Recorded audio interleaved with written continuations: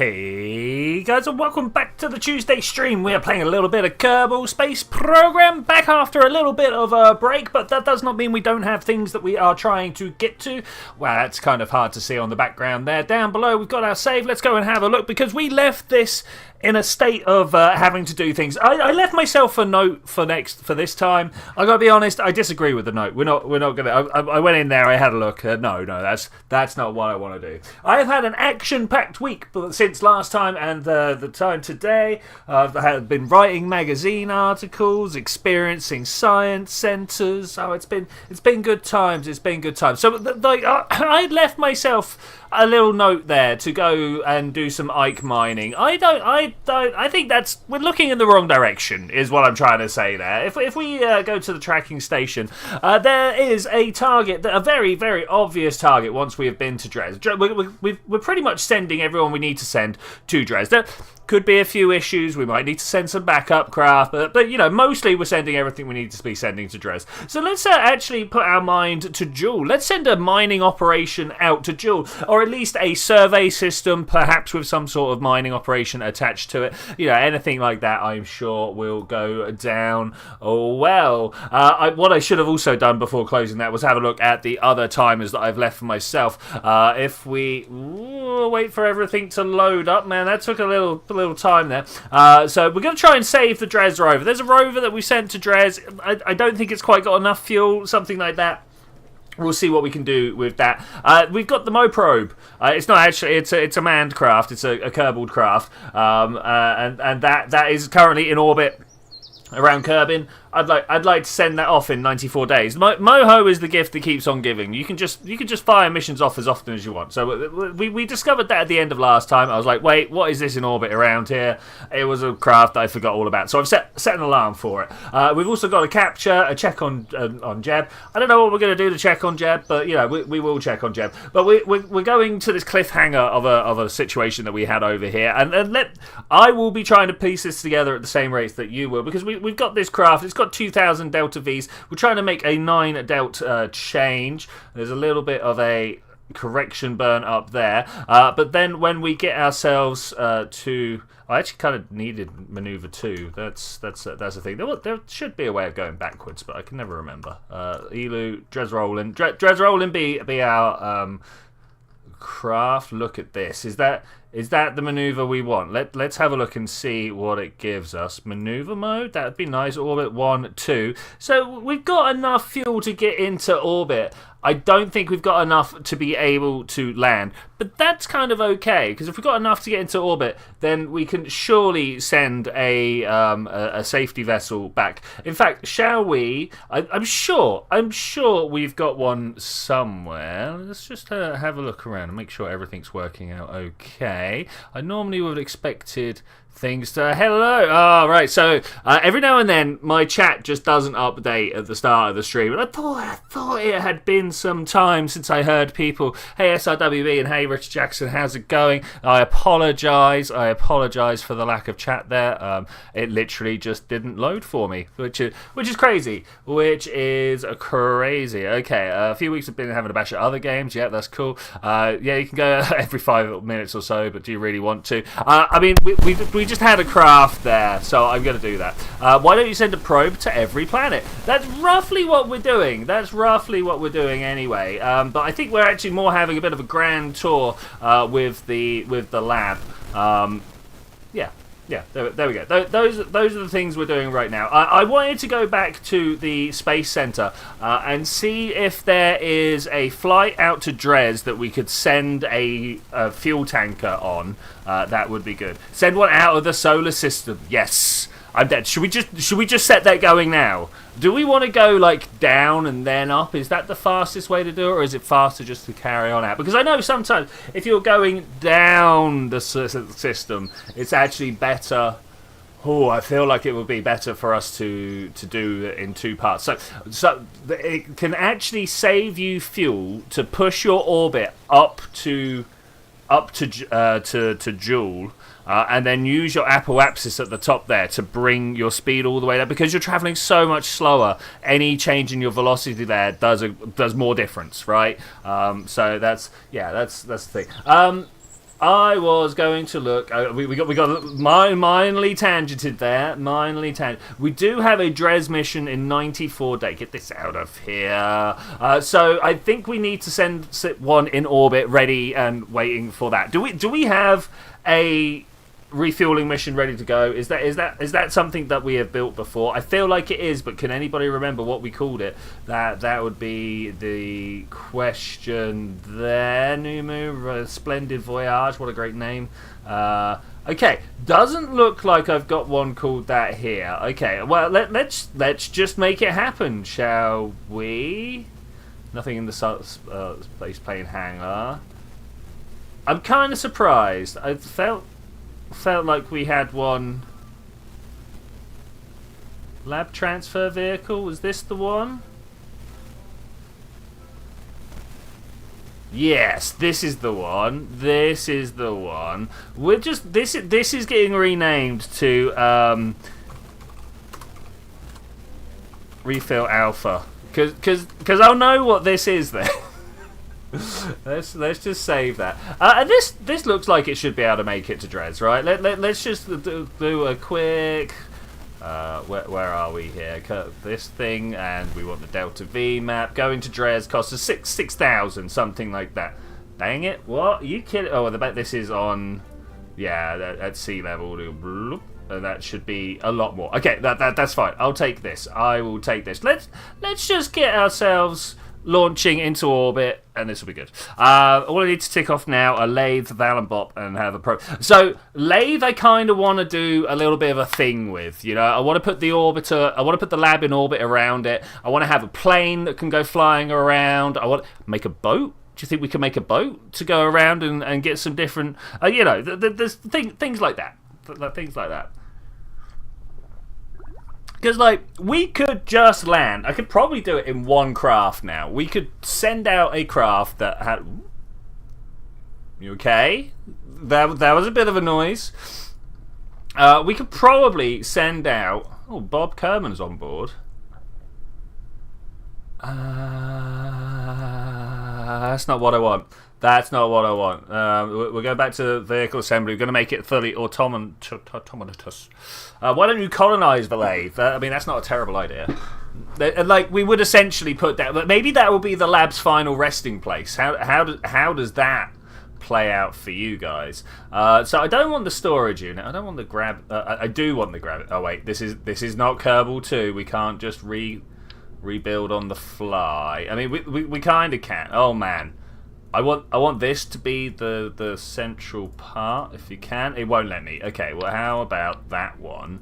And then we can remove these. That's fine. And then I think what we need is a payload bay, something like a 2.5 there. Okay, cool. Then we can open this up, and we just put our little robot friend in here, and then everything should be cool, right? What's the best one? We kind of actually know that this one's the best one, right? Is that the way? There should be an orientation or something like that. Also gold. Do we put gold in the middle? Control point up. There we go. Is this up? I mean, the flag is pointing the right way, so I'm going to assume that's up. We will slap down some gold, some batteries, if I can find the batteries. And then we'll think about the I mean, like, honestly, I'm not sure why I wouldn't just do this. It's horrific. It's not the way I would probably like my life to be. What is going on down here? Why have I made this choice when I could have made this one?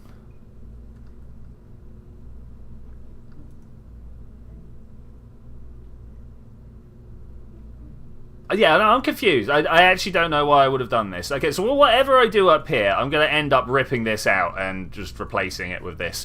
I think that's probably the best way to go about it. The battery stack is what I'm trying to look at. I did like the idea that I just saw there of the advanced reaction wheels. These are good. Wait, can I get that back, please?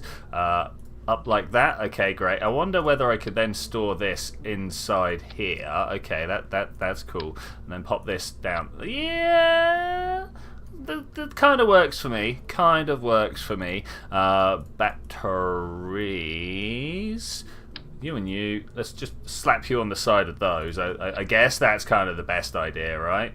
That was not central. Can I get them in there, please? I just want to slap them down flat. Let's pull that off and try again over here, and then put that in. Okay, it's looking better. It's looking better. Let's build that fairing. Surely that came up to here. Surely that's the choice I actually made. We'll leave that for now. This just doesn't look good, does it? Do you reckon we could do better? Reaction with that, yep, brilliant, thank you.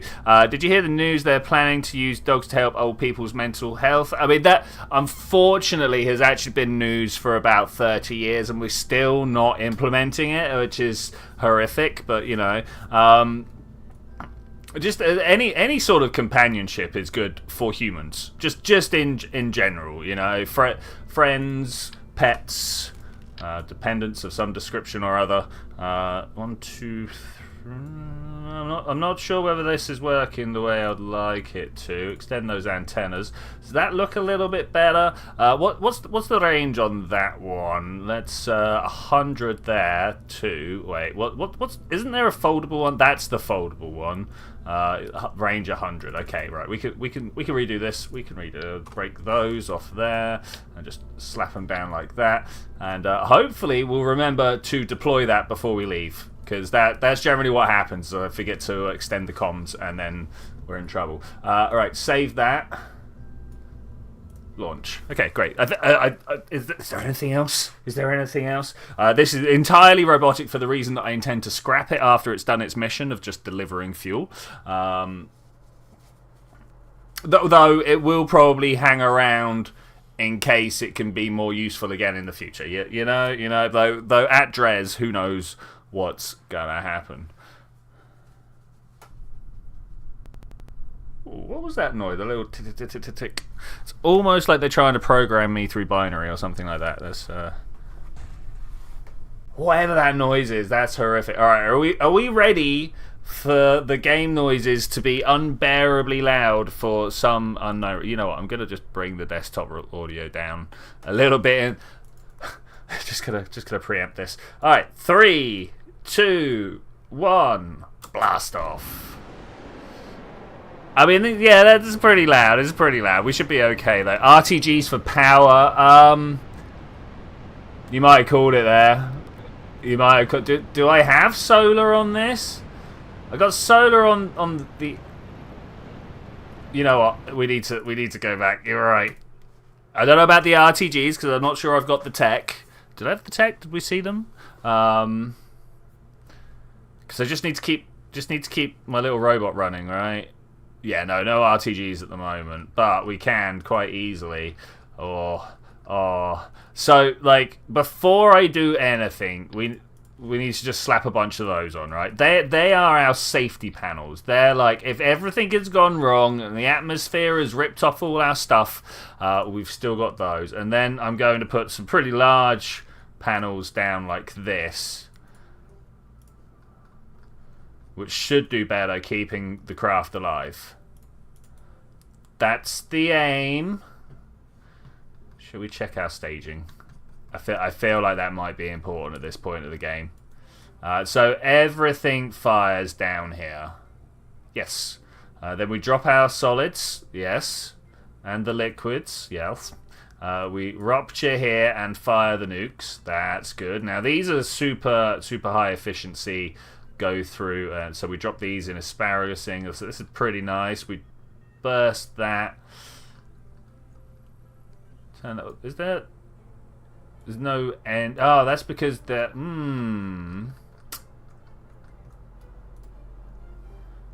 What are we delivering here? Well, it's not just this stuff now. Wait. It's a good job we came back. Actually, it's a good job we came back. I need the actual. Oh, we don't have actual rocket fuel here, do we? That one? There we go. That's how you deliver actual rocket fuel. Build that fairing again.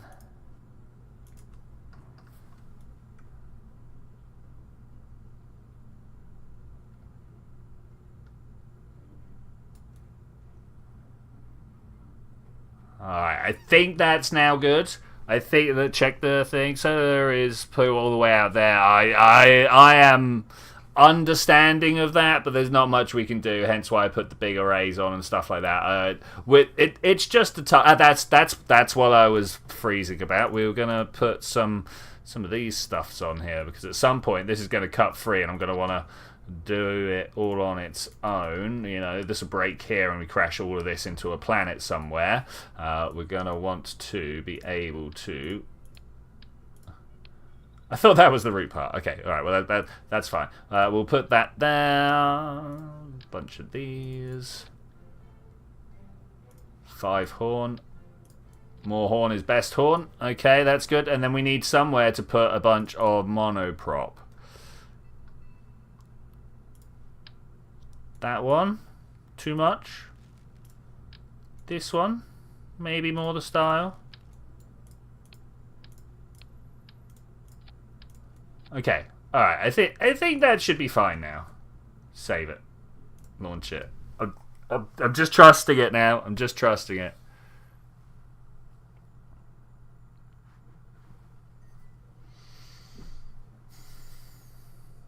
So I was learning about something interesting this week. Because I'm doing specifically astrophysics, I don't get to choose a lot of my modules at university. It's just like, well, you're doing the astrophysics stuff, you go do the astrophysics stuff, right? But one of the modules that I got to choose was this year's one, and I'm doing science communication, because of course I am. If anybody's going to be getting up and telling people about how great the world is, and did you know how we know about all this, I mean, that's going to be me, right? We're away, we're going, we're cool. And part of the... I'm gonna speak up now. Part of the coursework I had to do was write like a magazine article. It's nearly a journal article. Think about it halfway between a pop science thing like Cosmo or something like that, and a proper scientific article where you need a degree to be able to understand what's going on. So I was halfway in between that. I feel like we got a bit too much shakes on the go. Let's aim our camera here, zoom in. I don't like the idea of opening it, but I'd love to control from here. Okay, there we go. I think that should help a little bit. I don't know, sometimes I feel like it's better to control down by the rockets, sometimes I feel like it's better to control up here.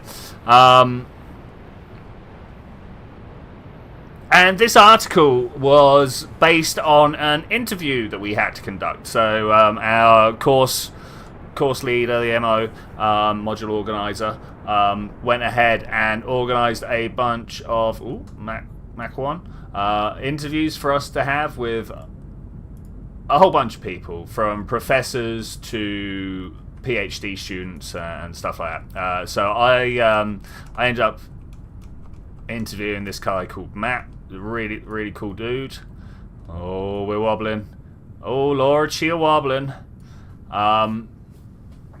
And he is part of what's called the Cardiff Instrumentation Group. How much fuel we got left? We're doing okay. We're doing okay. Look how Apple Apps is 30. This is taking a lot longer to go up than I thought.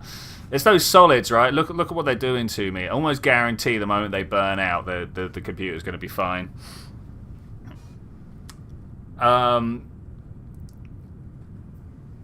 So he is working not working for, but he's working with this new observatory that's being built in the Atacama Desert in Chile. Look at that shake. I don't like it. I don't like it at all. I also don't like how orange we're getting at 25 kilometers up. Thankfully, the solid fuel's just about to burn out, and hopefully it'll be chill. I'm going to stop at this point, because I want to drop these, and I don't know how it's going to go if I've got any velocity behind me. Let's try Ooh. Okay, we good? Let's try controlling from here again. It's very wobbly. Can I even get into the fairing? Is that a thing? Oh, you were there. You? No. Aim camera. There we go. All right, control from here. Did that change anything? I mean, we should be trying, right?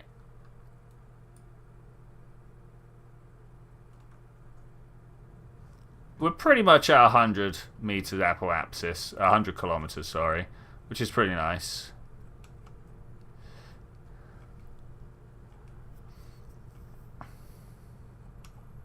So yeah, working for this new observatory in Chile. It's going to be studying the cosmic microwave background. Not sure if you know what that is, but it's not really important to the story right now. He's basically working on the new lens systems that will go into them, and so silicon is a bit of a problem in the world at the moment. I don't know if you're aware, we've got a bit of a chip shortage going on. A knock-on effect from that is actually sand and thus glass is becoming more expensive. Can we keep this turning? That'd be really cool if we could. So the British government, through the science foundations that we have over here, has allocated a whole bunch of funding for people who could come up with alternatives to the hunking great big chunks of glass that we use in telescopes. And so he's been looking into something called high molecular weight polyethylene, which, like, it's an acronym, let me tell you. It's about, which it, like, you know how plastic's made out of long molecules? You might know that, you might not. It's all carbon with hydrogen stuck around the outside. It's like, you can think of that plastic as like great big long bits of rope that have all just got tangled together. Anyway, this high molecular weight polyethylene, the rope is very ordered and they all stick together very strongly. That's why it's been made. It's got quite a high impact resistance and stuff like this. But Matt was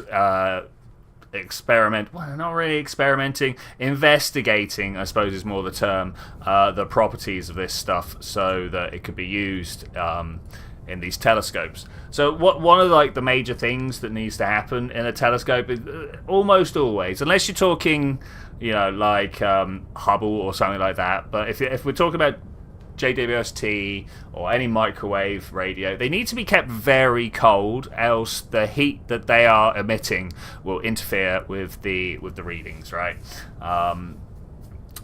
So you do that with glass. We know how glass reacts when it gets hot and cold, right? It's one of the reasons why we use it everywhere. It's very well understood. It doesn't expand all that much. It doesn't shrink all that much. It's a nice material that we understand well. Polyethylene is not. Most people on the planet have no idea what happens to this stuff when you warm it up and cool it down. Obviously, if you warm it up too far, it just melts. But that's all right. In telescopes, you cool stuff down to like minus 270 something degrees centigrade. Getting close to 1 degree Kelvin. 1 degree is like the ideal that he was aiming for.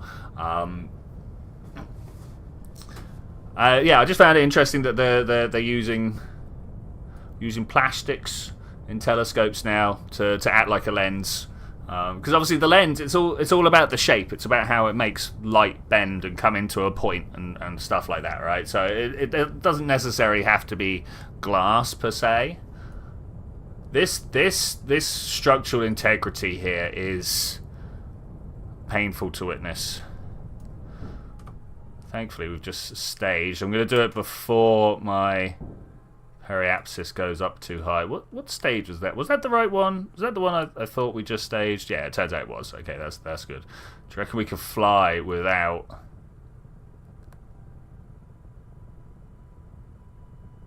destroying this craft? I think we might be able to. I think we might have it.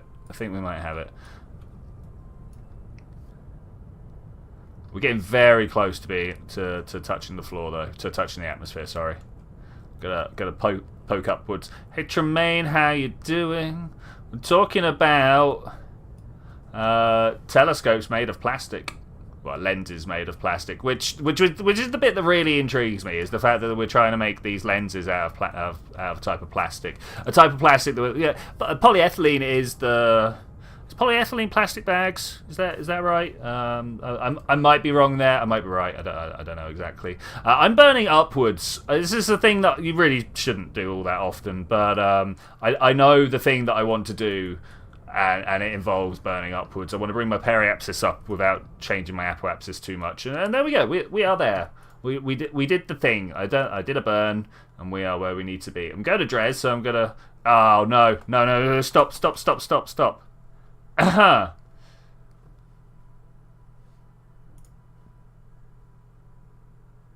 Did we blast past? I clicked the wrong button. Okay, we're good. We're fine. We're forwards many orbits, but that's fine. I wanted to click this one. Okay, that's a maneuver that will get us to Dres. Woo. Okay. Create an alarm. Maneuver. Refill to Dres. Okay, there we go. That's what we want. Man, that nearly went too far. Okay, so we got a craft in orbit. It's ready to go. You're loving KSP on your computer right now. That sounds cool. I love KSP on my computer as well. To be fair, very big fan. Very big fan. Keeps me cool in the summer. I do not appear to be able to use my mouse wheel. Oh, there we go. All right. We're all good. We're fine now.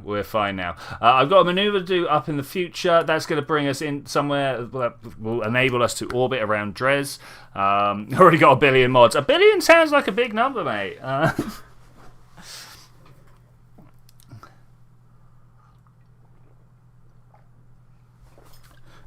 Excuse me. What are like the main mods that you've installed? What's going like? I assume you've got some visuals going. You've gone for USI and KSA and stuff like that. So yeah, what's your main mods? Fire Splitter. Is Fire Splitter even still running at the moment? Just visual stuff. 1 billion just visuals. Wow. I mean, to be fair, that's essentially what I've got rolling as well. There's nothing going on here. Let's move on. That's essentially all I've got going on at the moment as well. It's just a bunch of visual mods. Is that actually it? I think that might be it. Like some helper mods, ones that tell me like the transfer window and stuff like that. We got science helper, KOS. That's not a visual mod. That's something I've got installed that actually like does a thing. That's the scripting language for Kerbal, if you're wondering. You don't have any helper mods. That's fine. You're obviously a better gamer than I am. Okay, can we do this like 0.3 seconds burn? There ain't no chance that I do that correctly. Ain't no chance. I managed to get laid in like 2 days of playing. Okay, entirely by accident. Some of the best missions are where you just load up a craft and go, all right, am I going up or down? All right, you just start flying around, trying to hit as many gravity burn turns as you can. The gravity assists are where it's at if you want to really open the low energy gameplay in Kerbal. You can fire something just out of Kerbal with just the right velocity. You know, skim past the moon, get a kick. Hopefully, get a kick from Minmus as well. Send you in the right direction, and you know you can get pretty far without much fuel. 3, 1, go. Is that too much? Is that not enough? There. Let's have a look and see what Dres is saying. Minmus Juna Ike Dres. Is this my path? Is this my actual path? I think it is my actual path. I'll take it mostly. There's periapsis. Gonna aim for circular. Okay, we've actually got like some extra fuel, but that's not going to be enough. I also need to create an alarm at the next maneuver. Capture the rover at Dres. Full sentences. We speak right proper good round here. The refill to Dres and the send the Mo probe are very close together. I did press the right thing for Dres, right? Does it just happen to be? Does it just happen to be? It does just happen to be. That's fine. That's fine. So, when you are making lenses out of glass, have you ever stood in between two mirrors? I hope you have. It's a great experience. If you've not, though, if you try and wave at the furthest one of you all the way down there somewhere in the tunnel, you know, you wave at your reflections, right? The furthest ones away are like a little bit green. They've got darker, you know. So this shows you that every time the light bounces back and forth, it's got to go through that little top layer of glass, right? And the electromagnetic wave that's wobbling up and down makes the electrons wobble up and down. And because they're not perfectly in phase, it loses a little bit of power. And that's what causes some of the loss that goes from glasses. The same happens with your actual glasses if you're wearing spectacles. Oh, this one can't point at the maneuver node though. That's a little sad. Wait, why can't we point at the maneuver node? Extend those antennas. That's probably a good idea. Which one was it here? Edit action groups. Custom 10. We're gonna toggle the antenna. This is gonna lead us to a problem. I'm gonna toggle. Oh, this one stayed out. Okay, that's fine. That's fine. And then we'll once again edit our action groups, and on 9 we'll have the solar panels. Toggle solar panels. 9.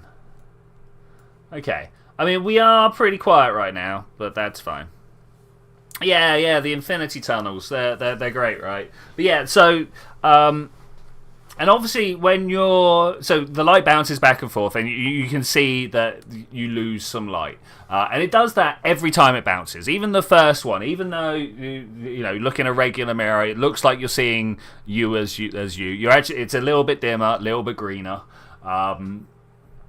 And like when you're taking scientific observations, that's not good. You cannot have any change. Well, I mean, you can definitely have change brought about by your scientific equipment. The trick is to really well understand it, right? But you would like to get rid of it as far as you can, because the corrections are never as good as the real data, right? Maybe the correction has like overwhelmed something that you would find in the data. Like there's a lot of reasons why you just don't want that to happen. So there's this thing called metamaterial machine processing, which again, it's a big phrase, but metamaterials are materials that have been machined at like the nano scale. Not necessarily even machined, have just been made at the nano scale. They're like, you know, 10 to the minus 9 meters, 0.00099 zeros on, you've got a 1 meter, right?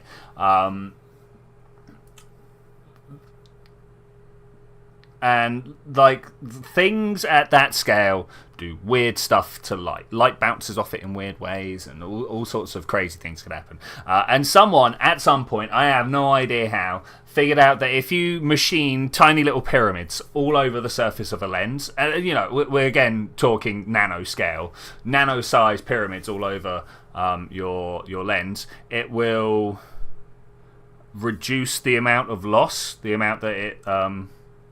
Why are we cancelled but still going fast? I don't like this.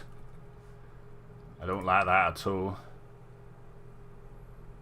Anybody else feel weird about the way it cancelled that but carried on going fast?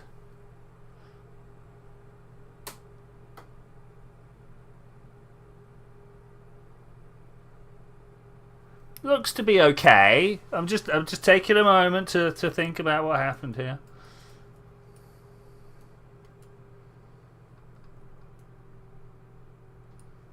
Okay, I'm gonna hit go again, but I'm a little worried. I mean, this is much nicer at this pace, right? That's very much nicer. So we need to try and look. I mean, we're slowing down, right? Yeah, we're slowing down. It's gonna blow through it. It blew through it. Why would you do that? Okay, we're still like a minute away. Let's try and look at the right position.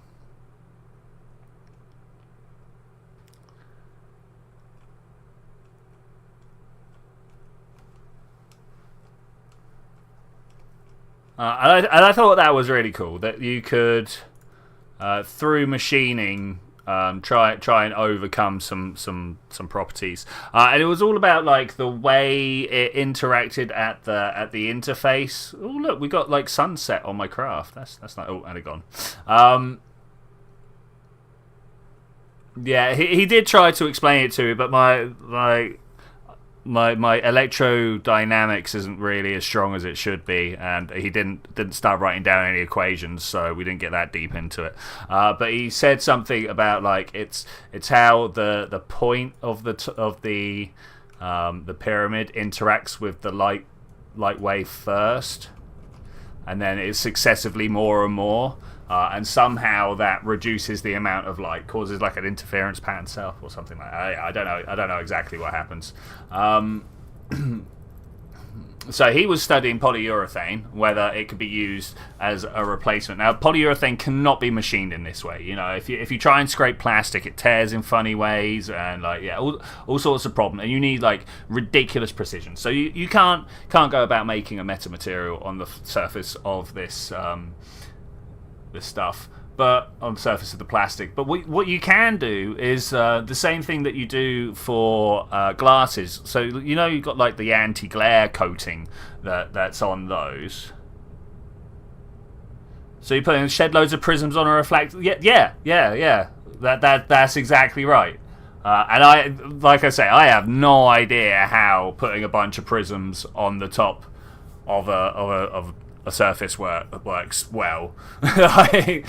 To me, I'd be like, well, surely you're making just like a spectrum on the inside of the lens. I mean, that might be it. Like now my like quantum brain is ticking over. I'm like, well, maybe it does make a whole bunch of little wavelets of like diverging spectrums that interfere with each other and make like the original wave on the other side. I could almost see how you would do that. You know, yeah. But I have a feeling you would need an entire PhD to understand it properly, and that was his job, not mine. I was just writing an article about it. So I had to try and understand it well enough to be able to pass it. The criterion for it. Criterion. What a ridiculous word. The prerequisites. What they'd asked me to do. The brief was to make it readable for a 14-year-old. So I couldn't. I mean, like I was allowed to use phrases like meta-machined surface coatings, but I then had to explain it. Like if I was explaining the infrared. I had to, well, in this case, I literally put in brackets, literally below red. Would it be useful spectroscopy is another word that I can't say as well. And I assume so, but spectroscopy is kind of a solved, for most wavelengths, it's kind of a solved thing, you know, because all you're trying to do is break it down into and smear out the wavelengths, right? You know, like a rainbow, so you can see what's been absorbed and what hasn't. Spectroscopy, it's really the biggest magic in science, and like so my current assignment is to put together a grant proposal for the Institute of Physics, who are trying to do a little bit of outreach and stuff. and they want to essentially get us to inspire people who don't have much science in their lives, so like I grew up with an atomic physicist for godfather, right? My mum took us to the science museum quite often. There was a lot of stuff in the background. My dad took me to the Kennedy Space Center, you cannot understate these things, right? And all of this stuff in my past has meant that at some point I've gone, yeah, I can be a scientist, right? Whereas there are a lot of people out there that don't have access to these things, and they want us to provide programs, ideas, stuff like that. If it's really good, we're allowed to actually go for the grant, and it's all for the assignment. It's a mock process, right? But if it's good enough, they highly encourage us to go, well, go on then, let's make it happen. So they want us to go out. I don't know, one of the previous proposals I was reading, there was a Scottish group who was going around all the far North Isles, the people that really are just separated from the mainland, and taking an inflatable planetarium and talking about the majesty of the night sky, because that's an easy sell, right? Everybody's down for the night sky. I don't know what my one's going to be, but I kind of want it to be something about how we measure the world around us, how it's not magic, right? That's what I want to put across. It's not magic. It's just a thing that you can use to find out about the world around, right? And I'm not sure how to put that into an actual thing yet. Ideally, I'd make a little display, an interactive thing that people can walk up and go, "Oh right, yeah." But everything I can think of is kind of boring. So, this Friday, I went to a place called Techniquest, which is like the Science Museum but for Wales, right? Not for Wales, but Wales, the country that I'm living in right now. It's the place where you take your school kids to go and mess around with the science exhibits, and so one of them was they had a Hoover inside a sealed plastic container with a piston in it, and they'd get you to sit in the swing and turn the Hoover on and it would lift you up. Oh, it was amazing. They had the classic rollerball round a curved surface to represent orbits. That was cool as well. We were overjoyed to find the giant walk-on piano, because why would you not be oh yes, piano, thank you. Okay, we did that burn. That was a long burn, but we did it all right. We did it okay. Our closest approach does not appear to be close enough. Is this a thing we can change? Can I please just... No. I just want to keep some numbers up there. If we look over this way, can I click this like this? That one. That's the one I want to keep there. I don't want this apoapsis. Okay, there we go. That's the thing I need. I need to just slowly tweak this thing. 7. That's good. This is going in the right direction. I like that. I like it when the separation numbers get smaller.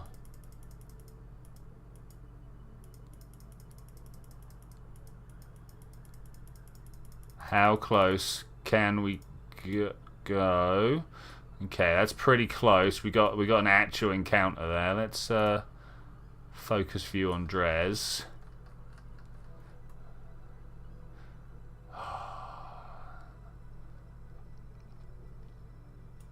So I don't know whether I want to come in equatorial. Ah, no, we'll just come in polar, and we'll just try and match up with whatever we got there. We'll figure it out as we get there. So let's create mid-course. We're just going to call it a mid-course, and this is refill. Okay, so we did that just in time for our Moho probe to be going. Did you do the thing with... I wish I could have done the thing from Big with the piano, but my musical skills are not good enough. There was one member of staff. So they had do you know what a slapper-phone is? The one with the ping pong paddles and the PVC tubes. I hope you do know. If you don't, take a moment right now to go search up slapper-phone on YouTube. It's quite the thing. You should find some dude doing Darude Sandstorm. But this guy at TechnoQuest could do a banging rendition of Popcorn. You know, that one. And yeah, obviously, like, I don't think anybody other than old man me walking around could appreciate how good he was at Popcorn. So, could everybody, like, even my peers, right, the people I was at uni with, or am at uni with, they were all born 2002, 2003. It might even be more recent than that. Where are we now? 2023. Yeah, they were built around the turn of the millennium, right? They're all like early 20s now. Have we had a release of Popcorn since the 90s? I'm not entirely sure.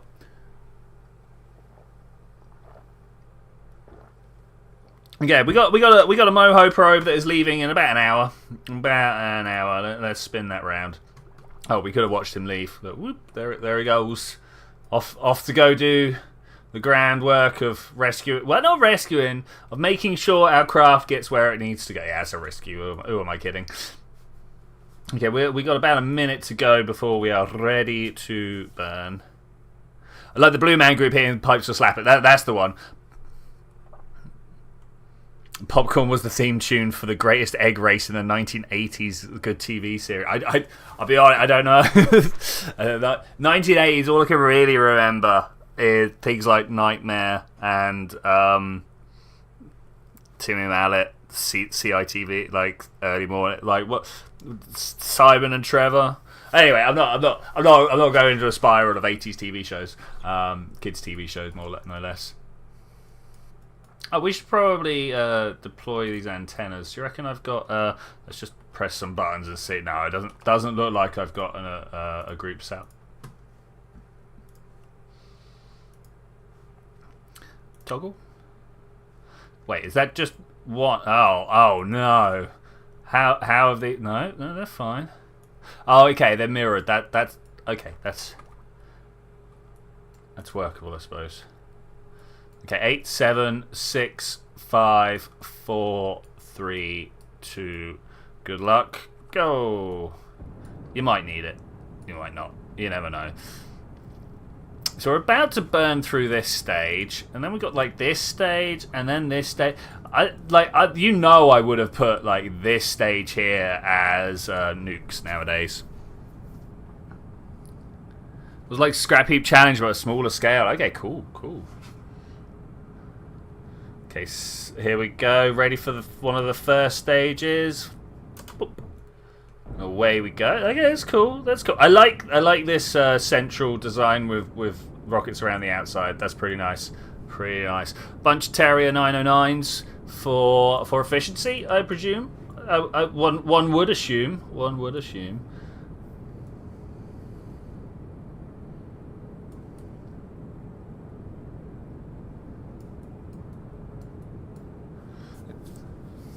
So yeah, so we went along to kind of like evaluate the interactive materials that they have there.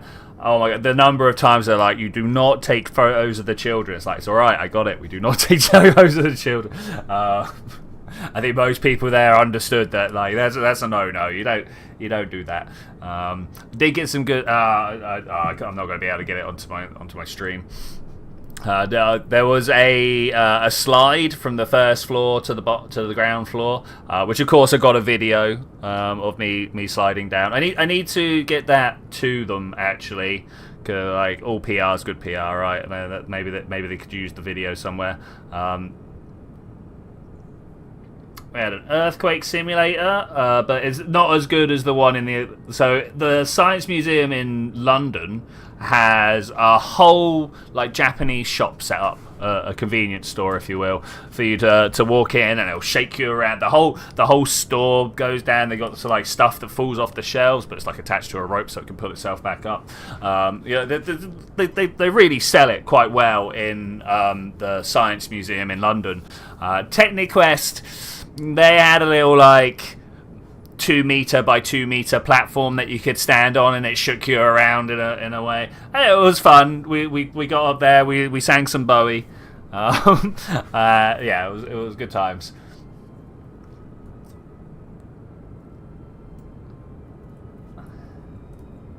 And a docking simulator, which I wasn't even gonna deign it with my time. You know, it was two control sticks. So I was just like, I could do it with my eyes closed.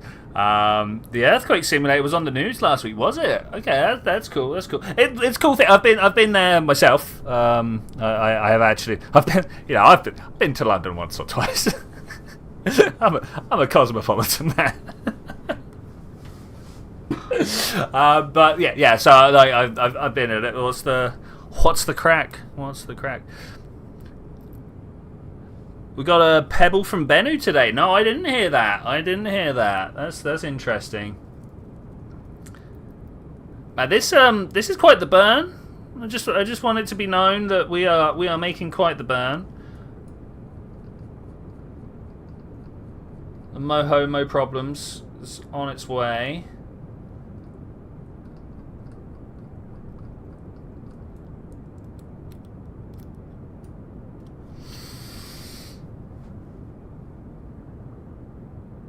No, London. Well, what was I actually? We could go back to the polyurethane if you like. I had a 1,000-word essay to write, and oh my god, like, do you know how hard it actually is to take this like 40 minutes worth of like? So I took. During the interview, obviously, I got an audio recording because you know these phones could do some marvelous stuff. And we're away. Cool. Just fire that away from behind us. This one, I put one in the middle. Look. So I've got an audio recording of the whole interview. But do you know how hard it is to get 40 minutes worth of ramble? Because like let's be honest, we, as in the interviewers, are only 5, 6, 7 weeks into this science communication business, right? You know, we've not been doing it long. And then this guy that I was interviewing was a PhD student, right? So he wasn't the first person. I wasn't the first person that's ever tried to talk to him about his work, but it was probably the most official he's talked about it. So it was quite a rambly mess, as I'm sure you can imagine. I didn't know how to lead the interview very well, and he was very passionate about his work, didn't really know how to just put it across in the most casual of ways. He was actually really good. He's helping out with the Science Com module anyway, so yeah, he was actually like very good. He was like, right, well, you need to make sure you get this and this in your thing, so I'll talk about those. I was like, oh yeah, thank you very much. Okay, let's see how we're doing with our, yeah, I knew it would be bad with our flyby of Moho. Let's the Sun Periapsis. I want the closest approach again. One of these has the information I want. If I just click that, that's everything, right? We're looking at this one that says closest approach. That's the button, the number that's very important to us. If we can get that down nice and small, like that, that's how we do that. This is how we do it, my friends. Try and bring that in a bit more. I mean, I assume we're just... I keep forgetting we've got stuff here. Moho problems the first. Can we slow? Wrong button. Wait, go. This is the one I wanted to slow. Yeah, okay. That kind of does do what I want it to do. Ooh, wrong way.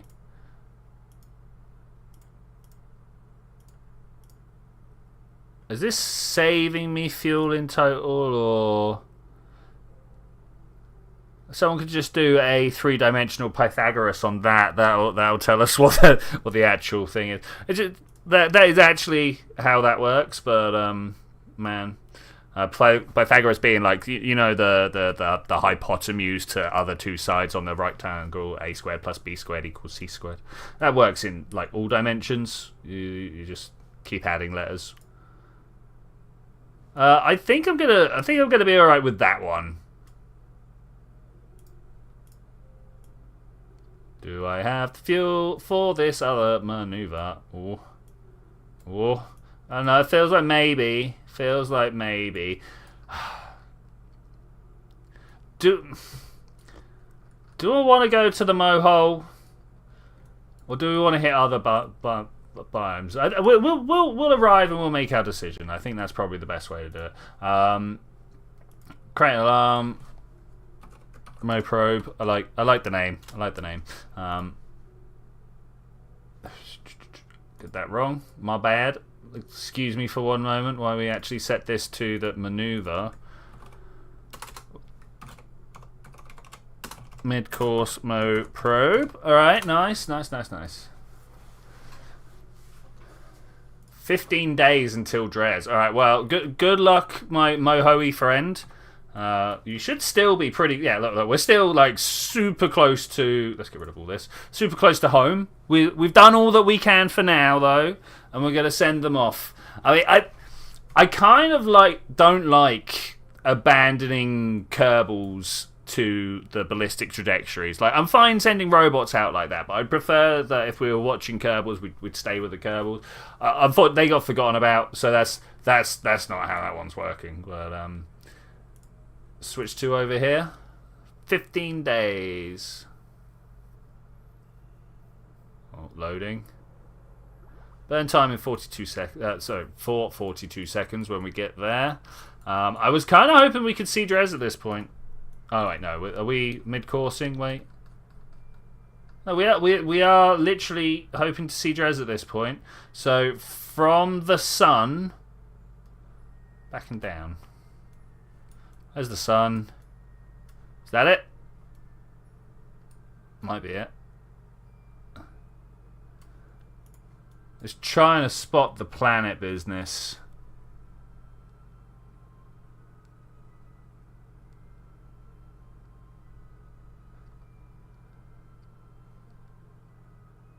I actually don't know. It's here somewhere. We're gonna speed up time, and we should see it. Is it really not that one?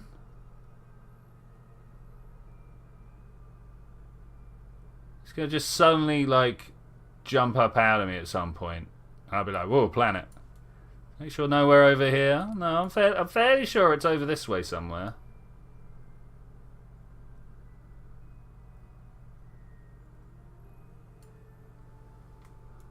Leaning closer to my screen to try and get a bit...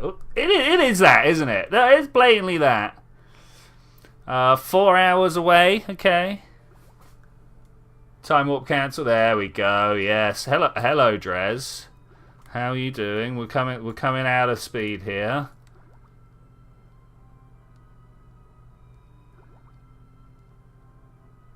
Hello. Welcome to Dres. We're here. We did it. We've done a thing. I mean, technically we've done a thing. Like we do need to get back home and stuff like that. But I think for the moment, you know what? I'm not sure why I've not popped this fairing yet. In fact, I don't want to do it there. I want to do it here. We go. These are the people that we're trying to bring to the surface of Dres. Why is this open? Close those doors. Thank you. I mean, I think it looks kind of cool. Little science rover to go around and do science rovery things. It's a shame that the... Oh, look, we're running out of electric. It's a shame that the rovers, like the crude parts, just have no access to KerbNet at all. Aim, transfer, auto, configure. That's something to do with something else, don't worry. Yeah, no, it's just straight on there, is it? Maybe I should have... we're late. Maybe I should have included a probe on this craft. Well, I thought we were going to be late. We're actually early, but I think that's close enough for me to go, yeah, I'll take it.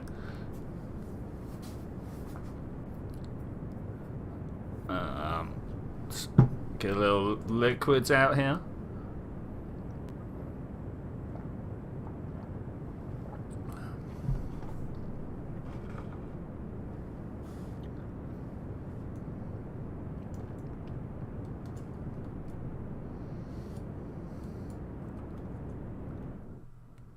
And we in orbit. Look at that, beautiful. That's what we want. All right, let's do a small survey of what it would cost to land. 120. I'm gonna need more than 200 to land, right?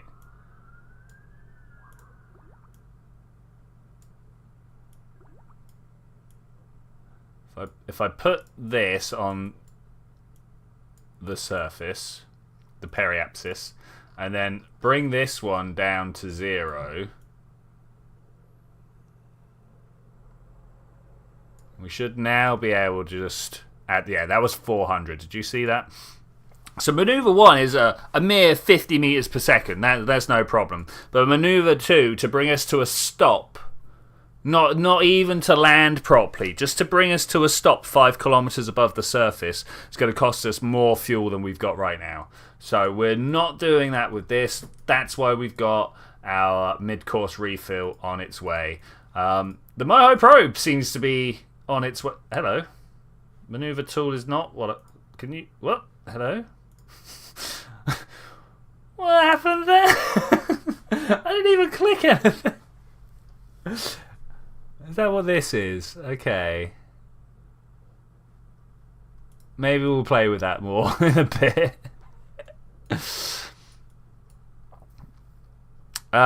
Before I got sidetracked by weird things happening, we're going to leave these guys here, switch over to the Mo probe. Yo, Forest. Miss your face too, buddy. Unit always going well, thankfully. Man, whew. It's work, but it's going well. Just talking about a essentially magazine article I was writing for my science communication, because honestly, it's the only stuff that I feel like explaining. We've been doing quantum mechanics and how spin ladder operators affect the quantum waveform. I don't want to talk about that. We've been doing... I mean, cosmology. Actually, cosmology is cool. I'd like to talk more about cosmology. It's a lot of triangles and like distance and remembering that time is also a distance and stuff like that. But cosmology is cool. What else are we doing? Formation of stars and planets. It's essentially like all the stuff that I could talk about. I've already talked about in last year's module, stars and planets. Like I am doing more stuff, but it's more like mathematical stuff. I can explain gradients instead of going, yeah, it's just the same density all the way through. But like that's not exciting, you know. So science communications, great module, love it. It's going really well. That's leaving Kerbal. You've got some antenna out, but I don't think those antenna are actually strong enough. We are going to go do this maneuver over here. We're flying our way to the closest planet to the sun. We essentially forgot about this craft for a very long time. It's been out here for 5 years without being touched. So poor Clanard here, which like one of the best names, Clanard. It's a real shame to have left them out here. Scientist, explorer, all-round Kerbal hero.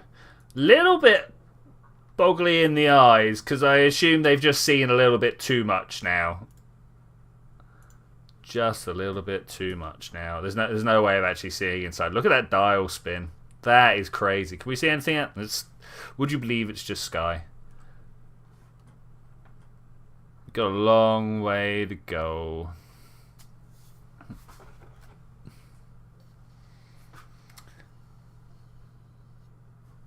Is that...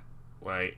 Is that... Where? Wait, I had it. Is that the whole... That is the full Kerbal system. Look. 1, 2, 3... One going around a lot faster than the others. That's cool. That's cool. Over here we got Juna, Eve, Moho, Jewel. Where's Dres? That's where we sent a bunch of other stuff to. Where is Dres?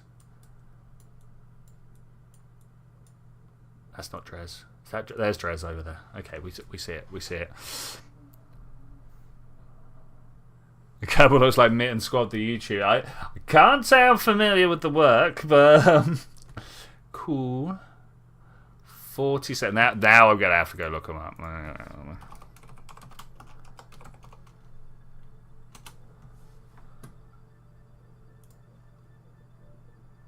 A little bit, yeah.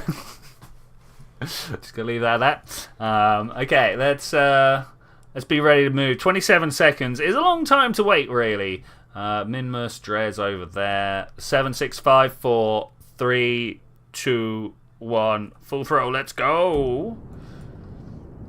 We've got to change our orbit quite a lot. Quite a lot. We're currently on the blue line, and we want to be on the dotted line because that lines up with the yellow line. There's lines everywhere. Isn't it? He's a freak of nature. I mean, aren't we all really deep down? Like there are some that are still trying to cover up their freakiness, and others that are just letting it fly, you know. And so, unfortunately, they can't cover it up. But that's fine. That's fine. There's been a lot of long burns this guy.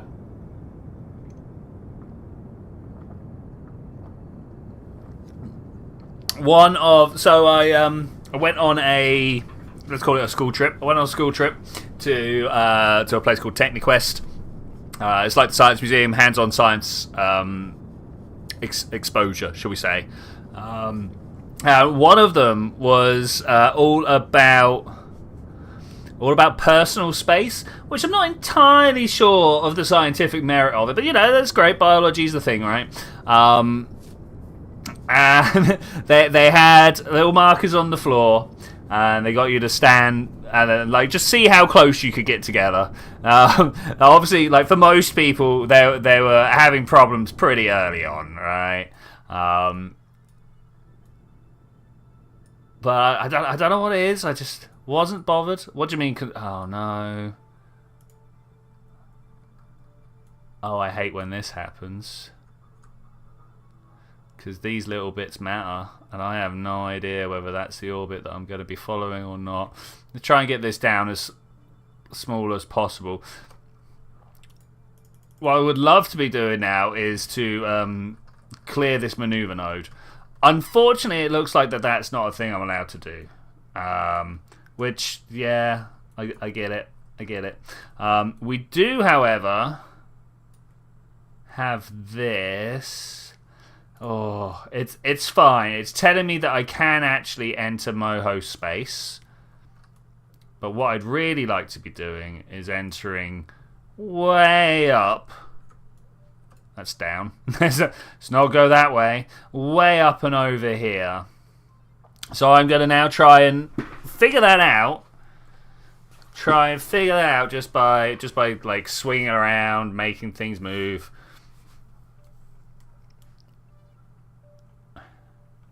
Talking about old ravers. So, bunch of my friends that I went to TechniQuest with, they are normal people. Let's say that. I mean, they're astrophysicists. They're not that normal. But when we were walking down past this area to get to the place, I was like, oh, that bank over there is where I went raving last week. They let you down into the vaults underneath and play the loud music at you. It was like, oh, yeah, great. They weren't didn't really understand the concept either, you know. Well, I mean, one of them did. One of them was like, yeah, banging. But okay, let's try. I really want to get this over the top so that I can meet up with that craft. I mean, there's no real reason to. I don't think either of them can do anything for the other. But I'm just going to get them in line-ish. Okay, so I need to create an alarm, a sphere of influence change, arrive at Moho. At that alarm. Oh, that's pretty far off into the future. That's pretty far off into the future. So the main focus of today's stream is actually getting to Dres. That Moho stuff, I just found that craft lying around. It was something I needed to deal with, so we're sending it off. This is a fuel delivery for my rover. It doesn't quite have enough fuel to make a proper landing on Dres. It's literally 200-300 Delta V. Like the amount of fuel I've given here is so over the top. But that's fine. That's fine. Let's have a look and see. So these outside tanks are the ones that are getting ready to drop. That's a way into the future that they want to drop. So that's fine. Let's just look in the right direction. The power that I've got from the RCS and the proper solar panels is quite nice. Quite nice. Oh yeah, if you hover over, you get like box massacred. I mean, PC stutters for a second.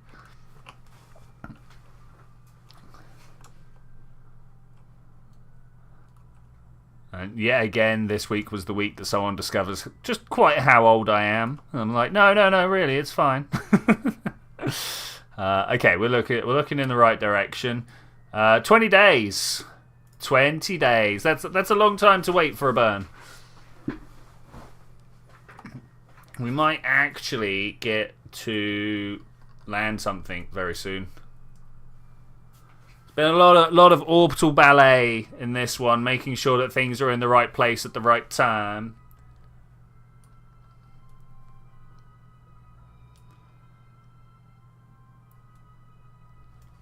Where would Dres... No, it's not Dres, this is a mid-course, right?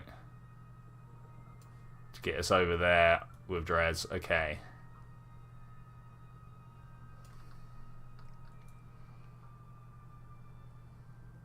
The good news is we can talk... Oh, I thought that was the other side of the solar system there for a moment. I don't know why. I thought it was over that side. But it is still quite the distance that we can talk. And it does mean that Kerbal and Dres are going to be pretty close to each other when we get round there. Let's close that. Thank you very much. We'll start our burn in a minute. Let's just kind of... let that speed past a little bit faster. 10 seconds to go. Let's stop at 1, 0, go. Okay, we're good. Let's watch the rocket, make sure that we are indeed good here. The thing I particularly want to know is whether this fuel tank on the outside is going to burn itself dry before we finish our burn.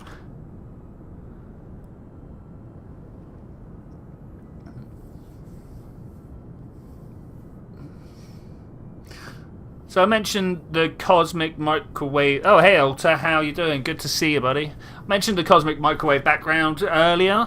Do people even know what that is? Why people are so interested in it? So there were these guys who had built themselves a microwave telescope, like back in the 60s, 40s, something like that. It was before my time, you know. And it was one of the most sensitive ever built. They got like AT&T's backing. They were doing all sorts of wonderful experiments over in the microwave band. But didn't matter which way they pointed their telescope. There was just this little bit of a hum going on. There was just this little bit of noise they couldn't get rid of. You might have heard the story about how they tried to move all the pigeons away and cleaned the pigeon poop out of the thing. You're old. You remember static on TV? Yeah, similar process. So in the same way that the static was just like the random noise that the TV would pick up, the cosmic microwave background is the random noise that your microwave telescope picks up. Microwave is light, the same as any other light. It's it's like optical light, but happens to absorb with water. That's why we use it to warm stuff up. But you can point a radio antenna out to the sky, and you can record how bright the noise is. And you tracks with galaxies, and you go, oh look, well that must be a quasar or something like that, right? But anyway, so they were trying to make this telescope as good as they could, and they kept on reducing all like the noise that came from the machine itself. And eventually they were just like, well, we can't get rid of this little hum. It's just always there. And a few experiments later, yeah, indeed, there's this background noise to the universe that's called the cosmic microwave background. It's a very self-explanatory name.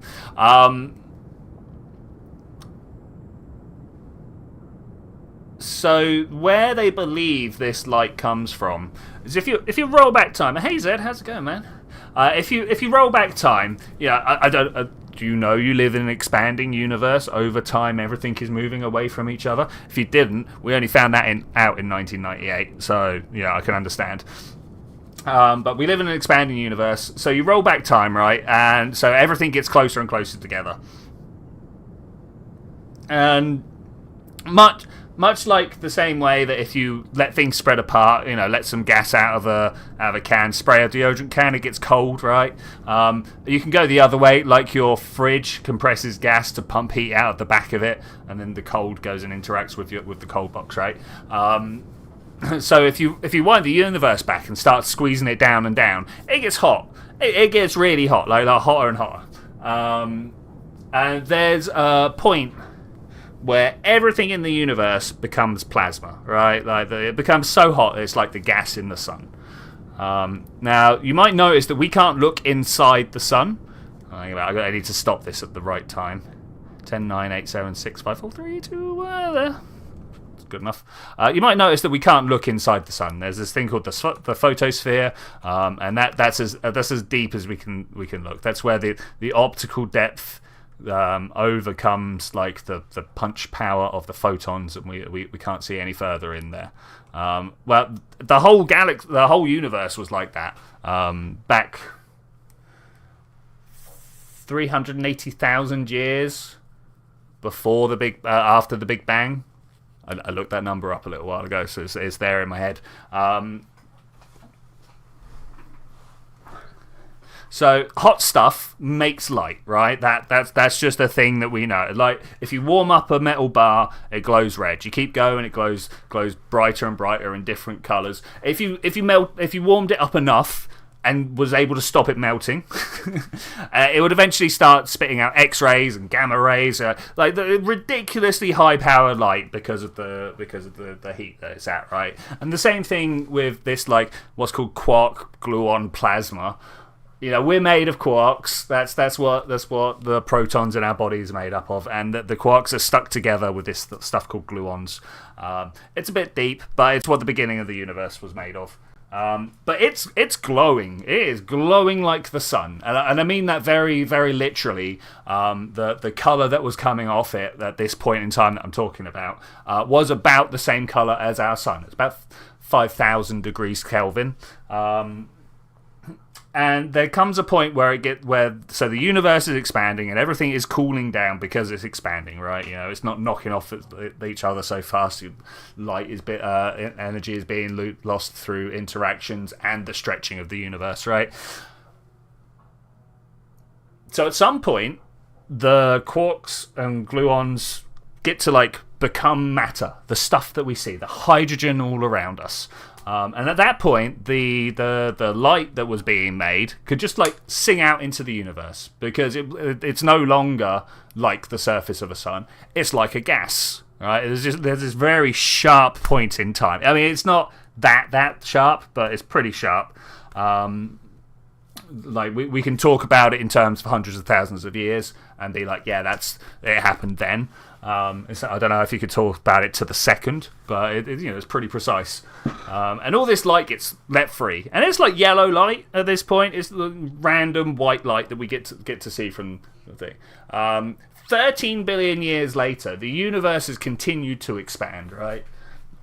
And for some reason that is still unknown to me, light gets dragged along with the expansion of the universe and stretched out as well. I think everybody knows why, but it does. And it's been stretched so much that it's gone from the blinding optical light that we know and love to microwaves, to the stuff you use to cook your potatoes. And that's crazy. That's crazy. I need to remember what I'm doing now that I'm in the middle of a science rant. We need to go to Dres. All right, so I don't like that it's flashing in and out like that. Anybody else feel bad about that? Juna Ike Dres. I mean, that line's pretty steady. Anybody else thinking that line's pretty steady? I think I'm going to take it. I think I'm just going to take it. Dres does not exist.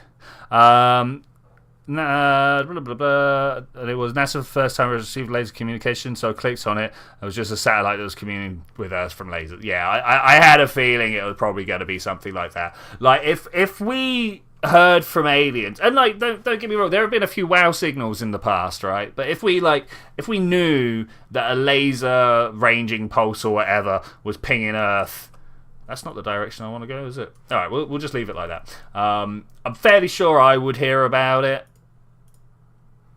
or at least we'd be talking about it. This is refill arrive. It's not quite the right spelling, but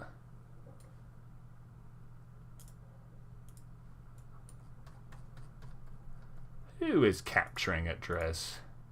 Let's go have a look.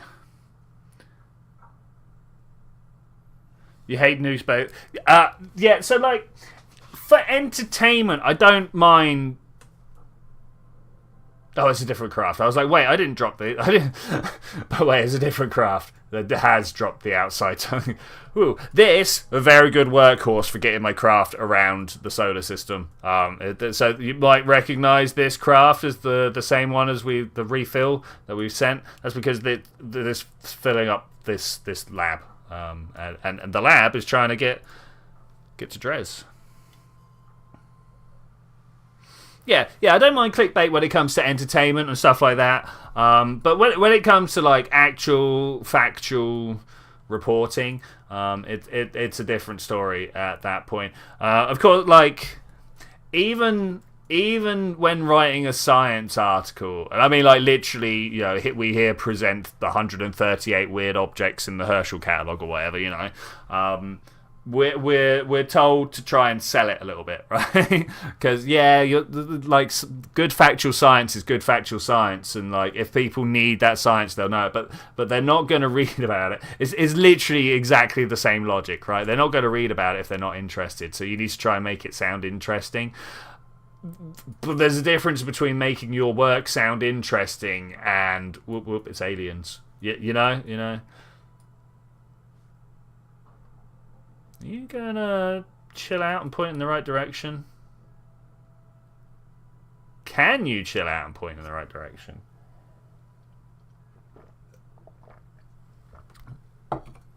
If I just turn that off and we start to I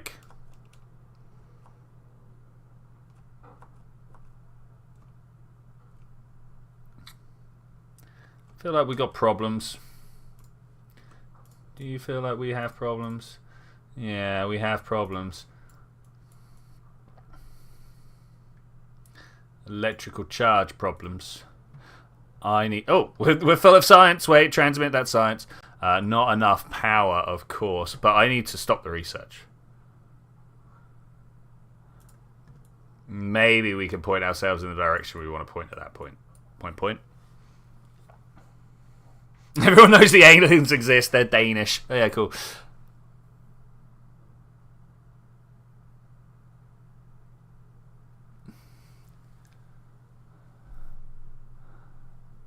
I mean, the thing is, like,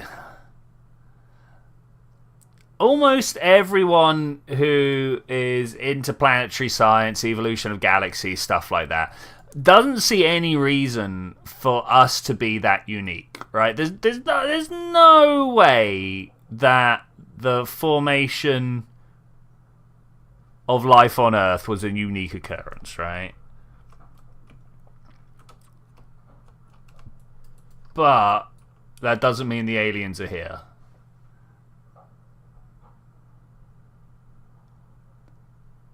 Why isn't this just turning the way I want it to turn? I mean, come on.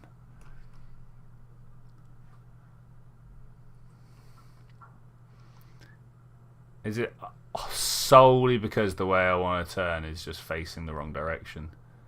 No, even with... I did stop the research, right? What's consuming the power?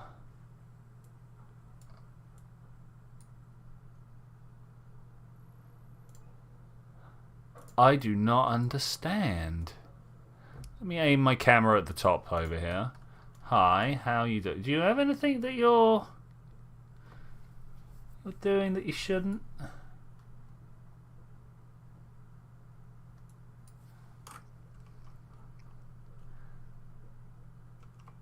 I suppose all I can do is try to keep myself pointed to the sun as much as possible. Oh, we're still uploading data, lol. Well, we got 6 days to do so. It should be fine. yeah, of course, yeah. The mythical being created us to be like him on the one special planet that did the one special thing. Yeah. Sold.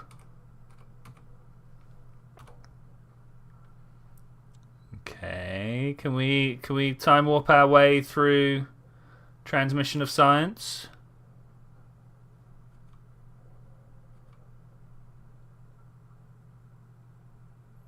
Okay, there's the science done.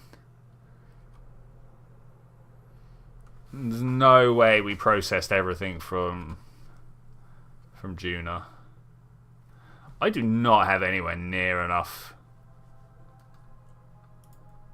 power. Does anybody know what power the lab actually consumes?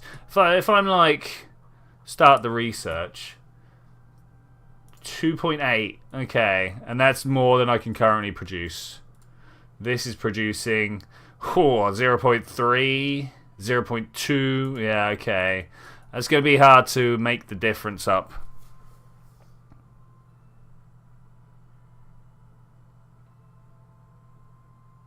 Okay, are we going to a different star? No, we're going to Dres. Planet doesn't exist.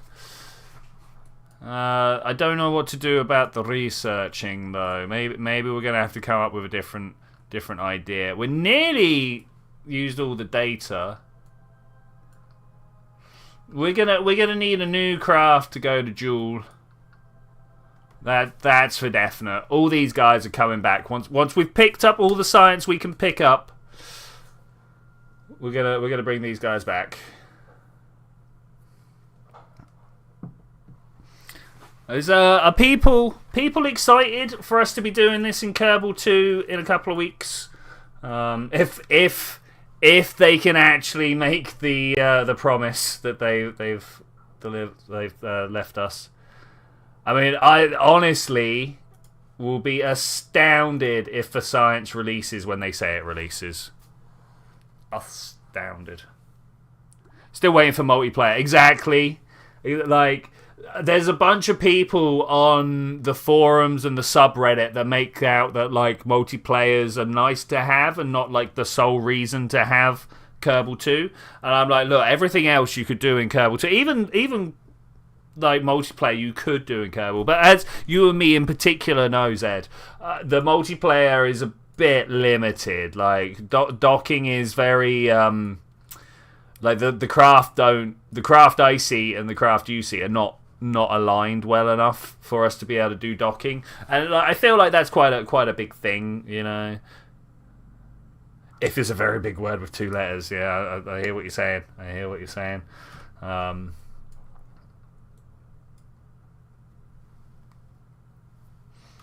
Yeah, you know, I'm also kind of excited for, you know, the new points of interest and stuff like that are in Kerbal 2. It's always nice having a longer list of targets to go for. Let's try and zoom in a little bit more here. There we go. 9, 8, 7, 6, 5, 4, 3. Turning the research on when we're thinking about turning the engines on. Go! Oh, they're all the way down there. That's so quiet. So quiet. Wait. Stop. We seem to be minimized. Let's turn those up. Turn those on. Okay. We're still only down at 2 engines, but hey, actually, we should have started the burn much later. Wait, let's activate these. We must have had a precision burn to make. I'm about it, don't get me wrong. But it does mean we can now wait an hour. Let's fall down to the planet a little bit more. Whee! Somewhere about here. 1 minute. We're almost entirely above the pole at this point. This is nice. I'm about it. I am about it. Let's get that look going again. Something like that. Oh, stop. I thought we'd already stopped. I love when you're, you know, trying to connect spacecrafts together and with your friend, and all of a sudden there are 2 duplicates of the same spacecraft and they crash into each other and immediately explode. Yeah, it's great. Or even just like there could still be 1 copy of the craft. It just jumps suddenly 50 meters towards you, and when you were 30 meters away, that's a problem. Yeah.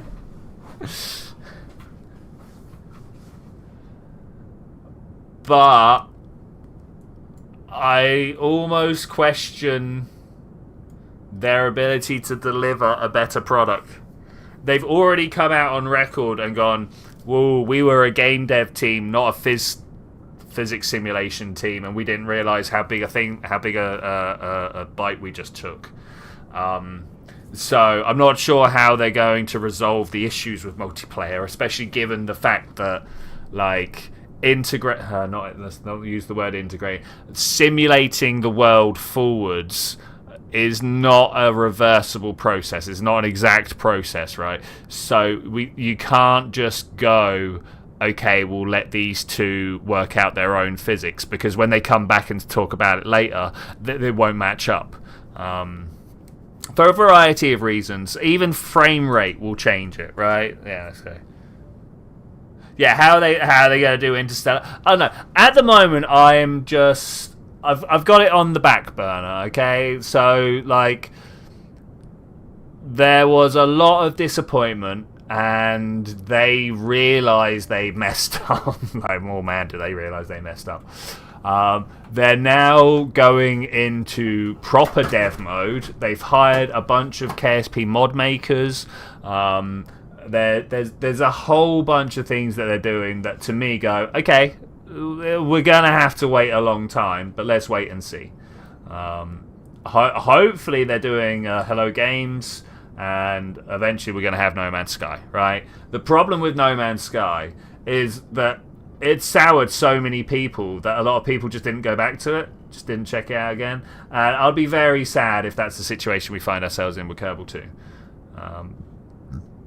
Because it could have been great. It could have been a proper, like, get hype moment. But they let us down.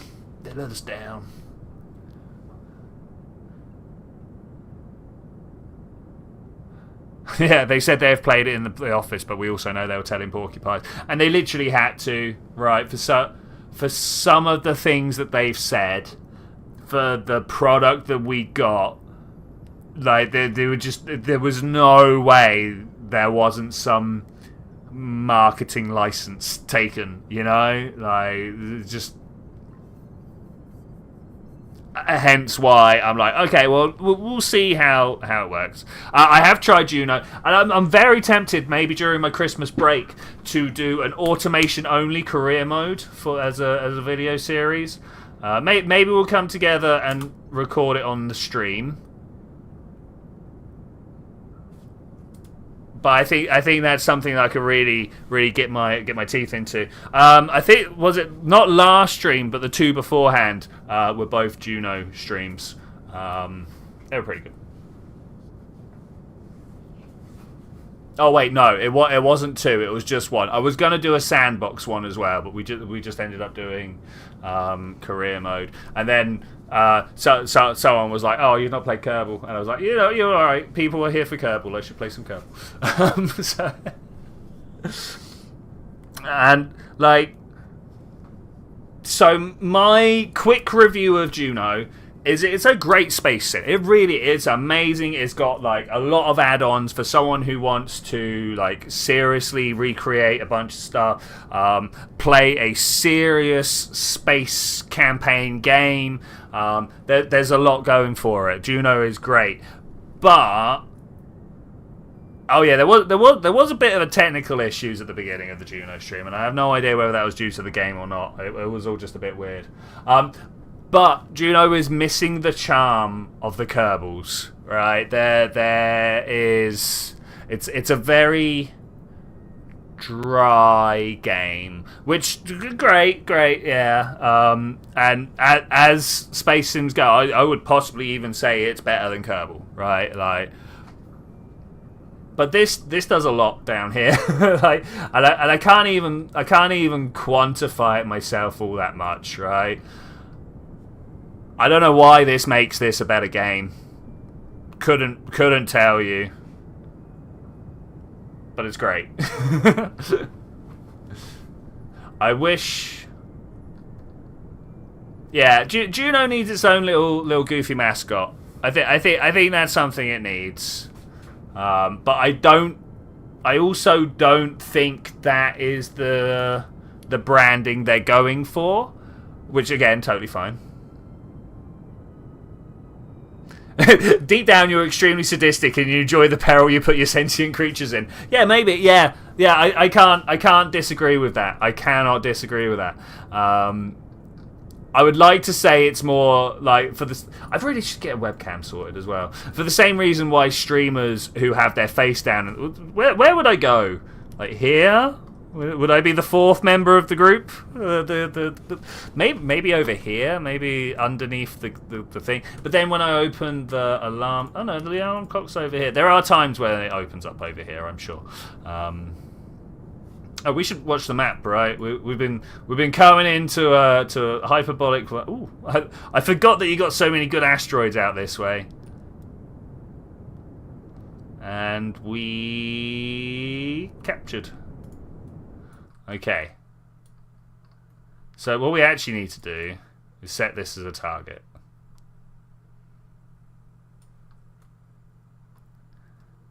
What's the bets? We're coming in 180 from each other. Oh, it's 140 degrees. I should have come in underneath the planet. Dang it. Alright. Well, we've got a lot of fuel to spend. Got a lot of time to talk. I'm sure we can do this. Oh man, I need to move the nav ball for the moment. We just got to do this. This just needs to happen. This way, and then we pull it back, and this way, and put it back.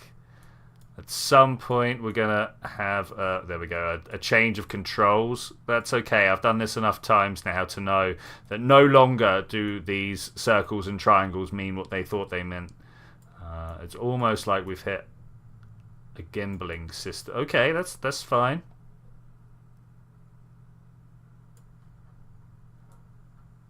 Minus 146. I kind of don't. What? Oh, because I'm going the wrong way. Fool. Minus 7. Down.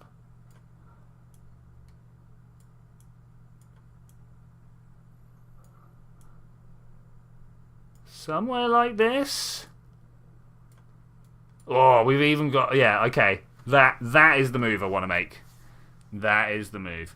You want to land on the Mun? Try an Apollo, of course. I mean, personally, when I'm going to the Mun, I like to take a backflipping robot so that I can do stunts whilst driving over the canyons. I mean, that's a normal thing to do in Kerbal, right?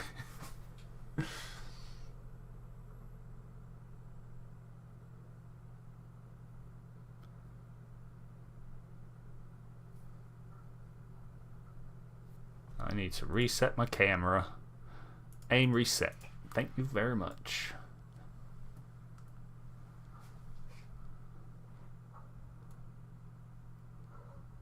Okay, we're looking roughly in the right direction. 4 days. Do we have anything to happen in the next 4 days? No. I need to turn the research back off because we don't have the electric. It's so bad. We basically need to fly out a station to be out here. Maybe we need to concentrate on a mothership for Joule after this, right? Attempt a parachute landing on the moon. Yeah, that's the one. I'm about it. Okay, it's going to take us a little time to get where we need to go. I'm right. Look at just kind of circling around the radio in the target marker there. Okay, we are where we need to be, where we said we'd be. 50 seconds to go. Zoom right in. Oh, I feel like there's no way. There's no way this works in one go.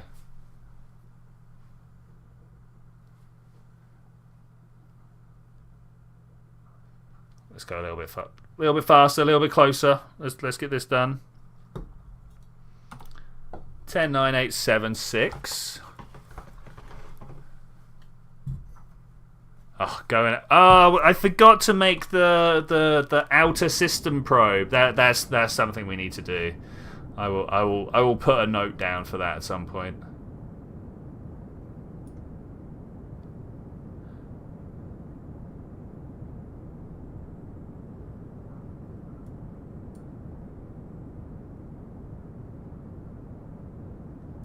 Okay, going well. Turning around. Wow, it actually was cheaper to bring my speed pretty much down to 0 and then push it back out again. That's crazy. That is actually crazy. Okay, so if we stick that about there. Nice, nice. I should be able to just kind of gently lift up my orbit and see if either of these get any closer.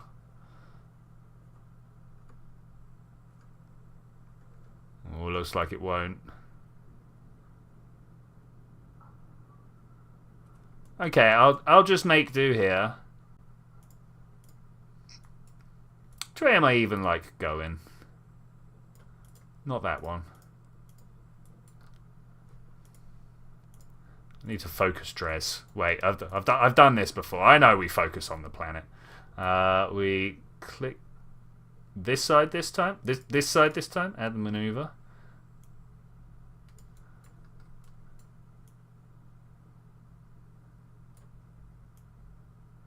So the one we want was this one here. 10 kilometers, 50 meters. Sounds like a winner. In your last campaign, you had 2 parachutes blow off the boosters. It crashed into Kerbal and they flew off in hyperspeed in the opposite directions. Oh, mate, that's cool. Have you read serious scientific answers to absurd hypothetical questions? No, I've not, but that's just my stream, isn't it? You got any absurd hypothetical questions? Ah, you fool. I clicked on the wrong... I didn't click on the wrong thing. I thought we were at the wrong place. A friend of mine... Forrest knows this friend as well. Was like, hey, what if gravity's all just a huge placebo effect? And I was like, I don't think that's true. But then that's what they want me to think, right? So who knows? Who knows? I feel like that secondary joke was lost on all my friends. Okay, that's the burn we want. 1 day. How are we doing with the time? We got time. We got time. Let's watch this and Dres. Where is Dres? I always do this around a new planet. I'm like, oh, there it is. We've lost it, but we found it. The guy who actually makes all those stick. Oh yeah. I know Randall Monroe.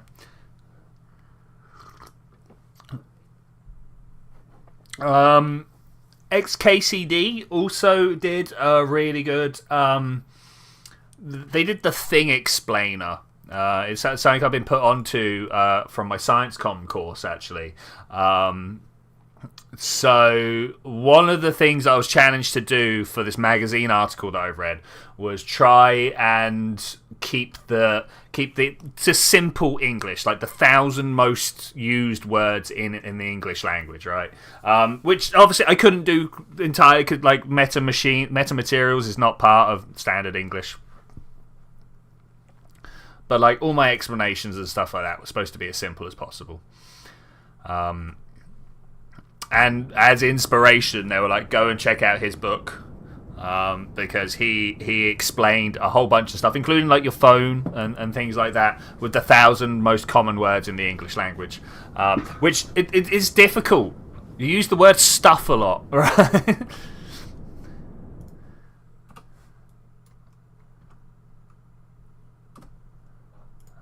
Let's just turn around and line these back up. Yeah, we were... What were we trying to explain? Are and are included in the most used words? Unfortunately not. They're more... how do we describe them? There's a specific phrase for them. I can't remember what it is. It's beautiful. Every time I hear it, I'm like, oh, that's so descriptive. I love it.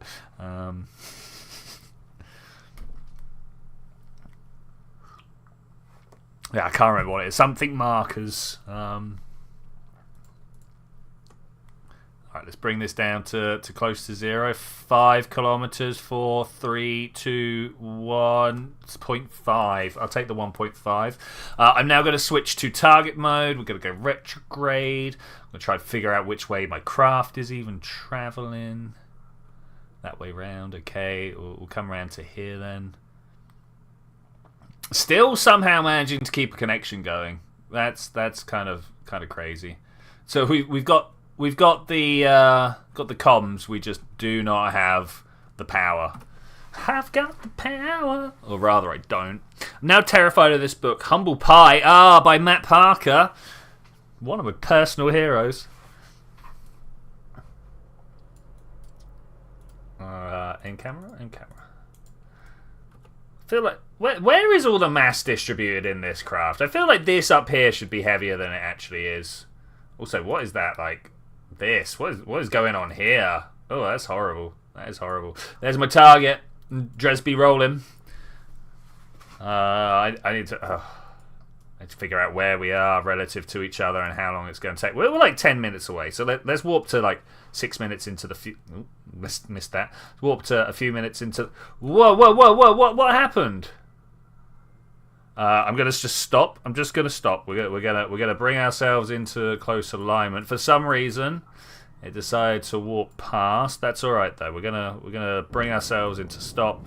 It should just be there. There it is. 4 kilometers. All right. That's fine. That's fine. Once this has come down to close to 0, I'm gonna just like target towards it. Let's try and not just push that marker away the whole time. Okay, that's good enough for me. It's good enough for me.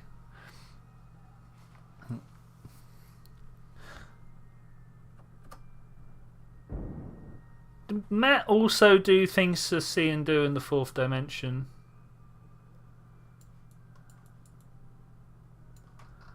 It's very tempting to steal the fuel. This doesn't have oxidizer, does it? Okay, I was about to say, very tempting to steal the fuel out of here for the Dresby rolling. But okay, so these are now. I mean, that's good enough for me. Actually, honestly, that's yeah. They get to stay next to each other. I'm fine with that. So there we go. That's one of those. One of the small fleet done. Things to make and do in the 4th dimension, yeah. The narcissist number, I don't know these. Optimal dating algorithms is Hannah Fry, right? At least 2 kinds of infinity and more paper. Yeah, I don't know all of those, but they're pretty good. Wait, Wait, this isn't what I was expecting. Arrive at Moha. Okay, refuel arrive. In a year.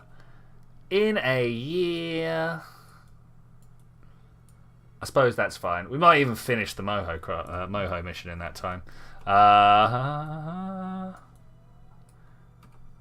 What's going on the map? I'm seeing next to nothing. Okay, so we're just gonna fall down to Moho. We're gonna test the auto warp. Trust the auto warp for some reason. There it is. That's our target right there? That's where we're going. That's the title of one book. Okay, all right, man. Yeah, fair enough. Fair enough. Quite a lot of sun.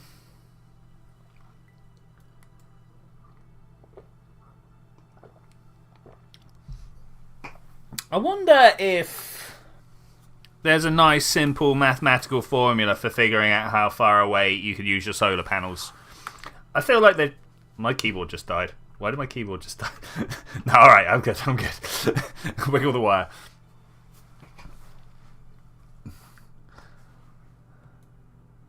What was I just about to say? Hey, I wonder if there's some nice, simple mathematical expression for how far out your solar powers will work. Did we go past it? I feel like we've lost sight of Moho. The problem is, of course, that the sun is just so incredibly powerful.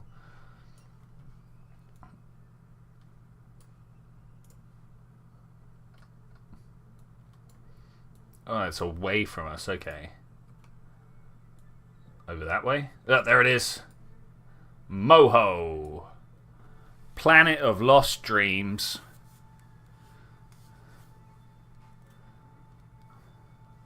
Okay, we've got like 45 minutes to wait. I'm willing to watch this go down. I should probably actually... Oh, it has disappeared. Okay, that's good. Do I aim for a mohole? I don't think so. I think we're just gonna dump this in orbit. We'll come back to this one at some point. 48 seconds. You know how in some books you get the subplot that you dive in and out of? That's this one. That's this one. Man, that is a 5-minute burn. Are you kidding me? All right, we are time warping this. I could probably talk for 5 minutes, but I'm starting to run a little bit short of topics here. What else have I done this week? Like most of everything else is like how stars form.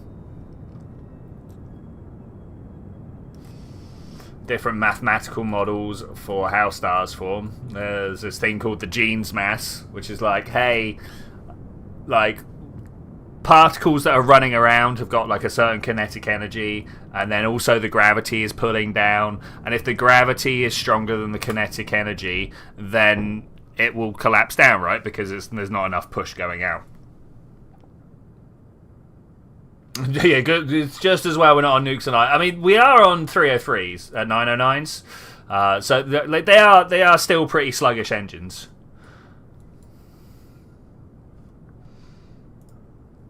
Let's show that. EC rate. Oh, okay. All right. Your rate of electric. I mean, obviously RF is the distance from the sun at which the EC rate is equal to the EC rate ref, probably Kerbin's orbit. Yeah, it'll be something like that. But it's like it's a cause relationship. Oh, that'll be how much it's pointed towards. That's about the solar panel rather than. Okay. All right. We're capturing. We're capturing. Right, that does actually kind of make sense. That does actually kind of make sense. I presume the cosine is how much your solar panel is facing. Oh, we're too far away. We can't do this anymore. Which, yeah, I'm alright with.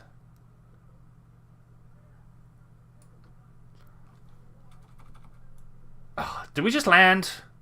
It's really tempting to just land. It's what we're here for. Do I have the fuel to just land? I do. Do I have the fuel to take off again afterwards?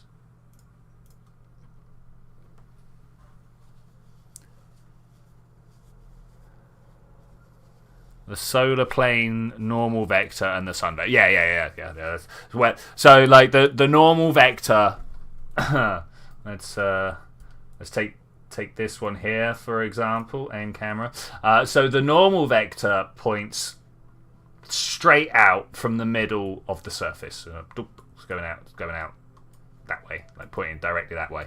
And if it's pointed directly at the sun, you get a cosine of 1. If it's away, you get a cosine of 0.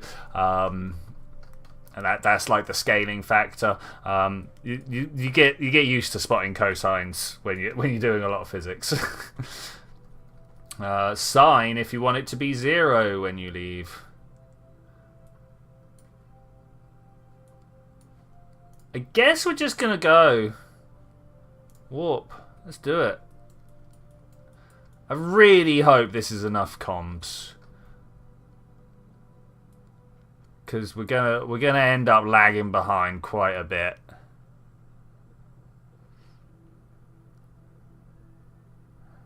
Mike Aben did the maths in one of his videos. Okay, I mean, like, it's gonna be R 1 over R squared drop off, right? Because like it's expanding. Oh, maybe cubed, because the solar panel, the intensity of the sun is a sphere that gets bigger, right? And as the radius goes out, the size of the sphere is dependent on like 1 over 3 R. You know.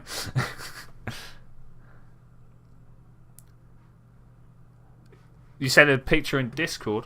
Okay, Discord does not beep whilst. R over R. Okay, I see. So you've got like I don't know how to explain this without actually showing the maths on screen. But when you divide a distance by a reference distance, you end up like normalizing it. We do it a lot with the distance from the Earth to the Sun. We call that like 1 astronomical unit. Slow down. Why does this say 2 years still? Wait. Oh, 2 days. Oh my gosh. I was like, what is this even going on about? Wait, what? You guys seeing this? When we time warp, we are not going into the planet.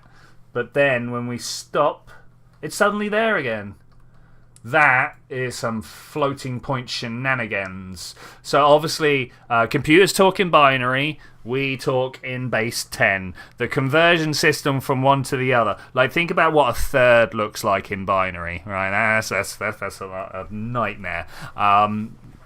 So they have this thing called floating point numbers, which does a bunch of really clever stuff in the background that I don't know enough about. But it means that you get to store really big and really small numbers in like the same size data structure. Do I have any other questions about the formula? No, I actually don't at the moment. I think that's pretty self-explanatory to someone like me who actually enjoys looking at equations. I don't know whether enjoy is the correct term. Like, I enjoy the stuff that the equations explain. And so I've learnt a bunch of skills so that I can deal with that, you know? Like, I didn't hit the floor of the day of my birth and was like, A squared over B squared is C squared. You know, like it's I wasn't spitting formulas the moment I was out. And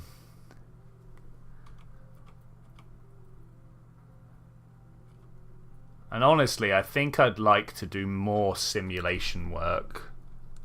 I was just thinking about how the subjects that I really enjoyed were more like the modeling of systems. You probably at some point, like we call it SUVAT, but you probably did the kinematic equations, they call it. It's like, you know, firing a cannonball or sliding down a hill or stuff like that, right? Something went wrong there. I saw it. Did you see it? I saw it. I'm gonna just kind of warp here and we'll see if we can play with that a bit more. My view on Bidmus. If you need Bidmus, Pedmus, whatever, if you need those rules of operations, someone has written down the maths in front of you wrong.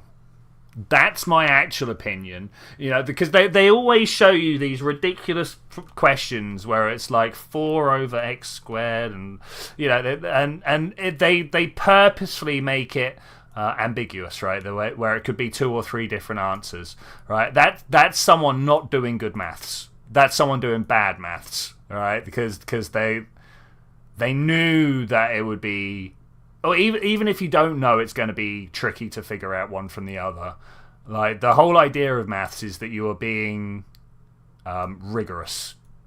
That there is no room. That's what you say. Good. Also, hey Karchofka, how you doing? Welcome. We are. Wait, where's the craft I'm supposed to be trying to rescue? Oh, would you look at this? You set as target. Like that is just horrendous. And it's the maximum out of the way it could be. Oh my gosh. Let's go from here instead, shall we? Add maneuver node. Oh, this is gonna be so expensive.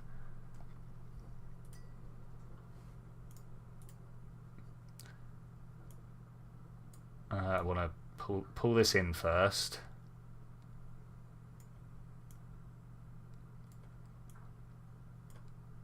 Is that up or down? I mean, it's a bit better. I need to hide this so I can work with these again. I like to be able to see the predicted orbit and then just like push it in and out.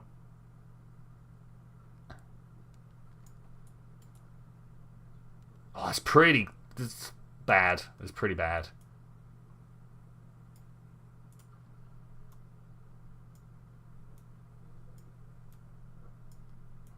Just tweak these in until we get -4, -1.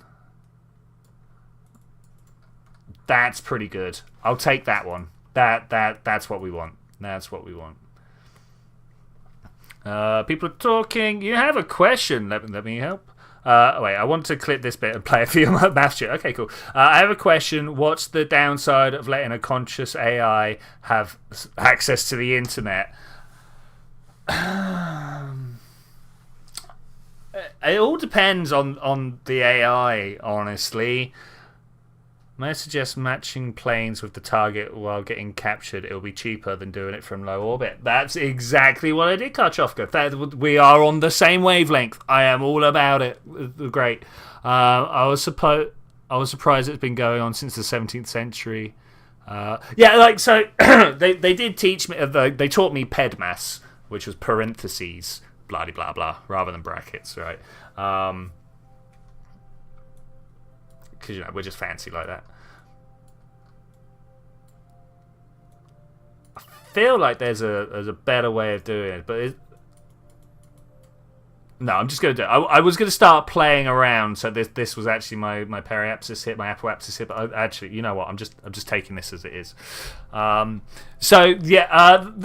main reason is because it would then have access not to knowledge but to systems, right?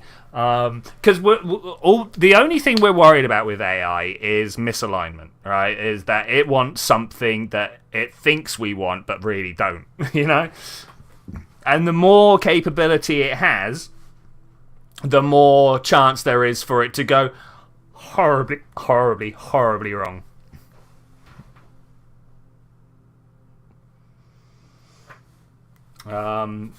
So I think that's the reason why, right? Plus, like, maybe it hadn't known about the whole concept of misalignment, and then when it does find out, it knows that our best response is to turn it off. So if it gets out to the internet, it learns that, and there's things. What's the worst that it can do? Yeah.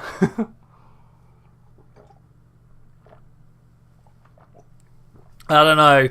And honestly, like we as the human race have not been very good at making smart decisions about what does and doesn't get hooked up to the internet. I'm sure there are plenty of things that really, for security reason, have no real being, no real reason to be on the internet, you know. But they will still be there, right? I bet at least one country has got its nuclear power infrastructure up on it, or something like that. You know, something silly. Oh, that should have been burning. I've suddenly got a very, very sore throat. I'm having to like clear my throat every couple of seconds, and I can, you know, when you can just feel it being like one of those.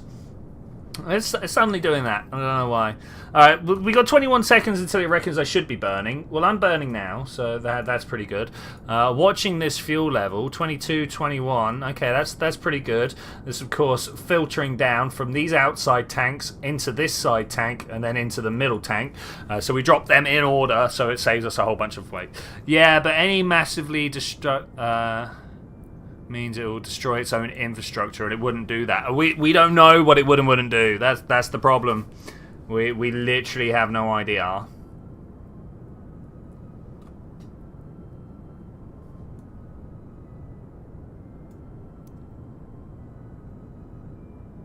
This angle doesn't feel right, but I'm gonna take so I'm pointed retrograde mostly.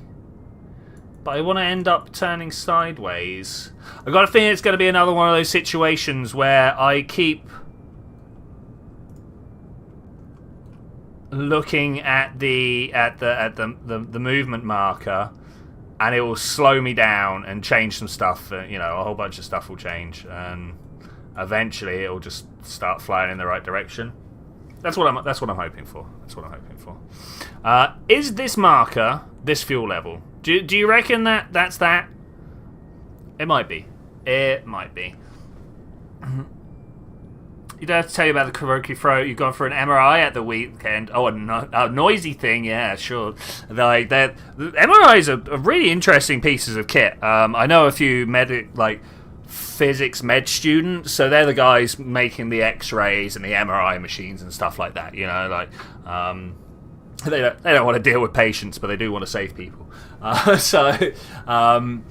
And yeah, MRIs are really interesting. They make your protons, electrons, one of those, I can't remember which one, shake up and down, and it reads the radiation that comes off of that. That's great.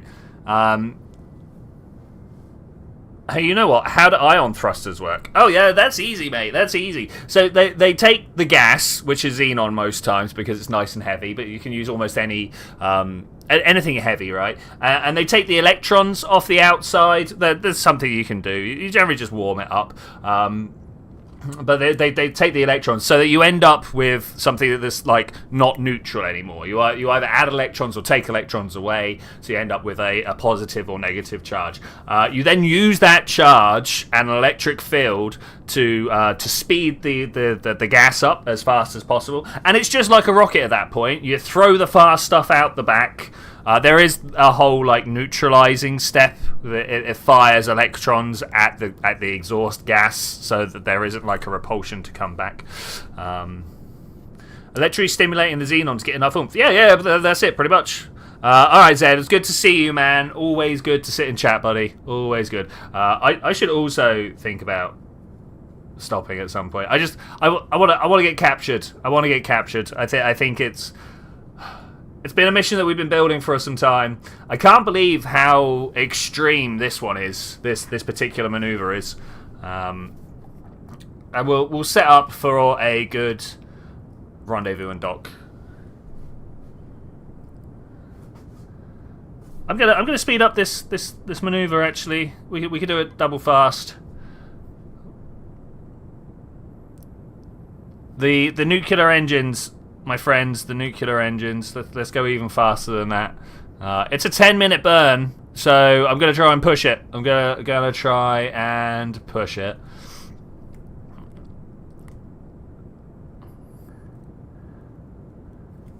Okay, ready for a staging. 2, 1, 0, go. And away they go.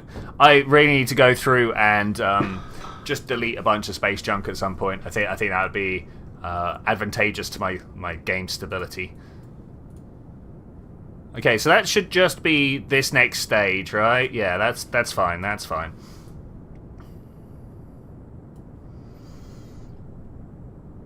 Yeah, I'm doing overtime today. It's true. It's true.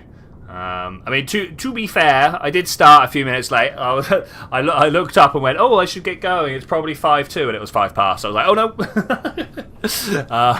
It wasn't quite as bad as that, but it was close enough, right? But that's definitely. Wait, does it tell me how long I've been going for somewhere back here? I think it does. 2 hours and 10 minutes now. 2 hours and 10 minutes. I just definitely want to get this into a situation where we can feel confident about leaving it. Like right now, it's just going to zip right out of the Dres system, which I'm just not about, you know. The fact that I've shed kilometers of Delta V, and we've still got further to go.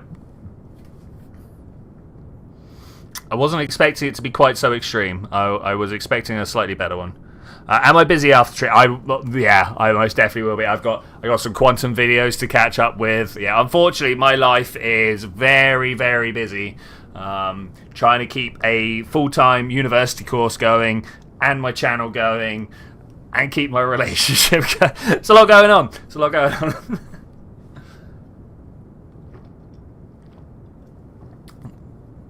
Try and make friends. Yeah.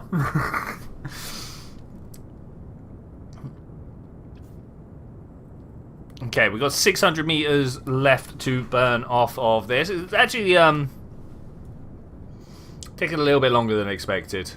I also feel like we're not aiming the camera at the right place. Yeah, no, we weren't. That's fine though. Thankfully, we've got enough solar power out here, just about, to run what we're doing. I was more a little bit worried about it. I'm going to bring my speed down so I can point a bit more precisely at the maneuver node.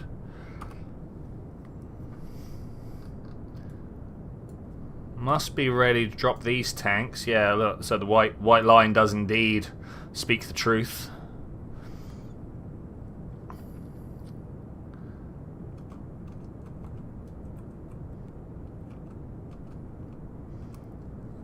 Okay, 20 odd seconds though. Let's speed back up. I feel very scared about going faster than ×3.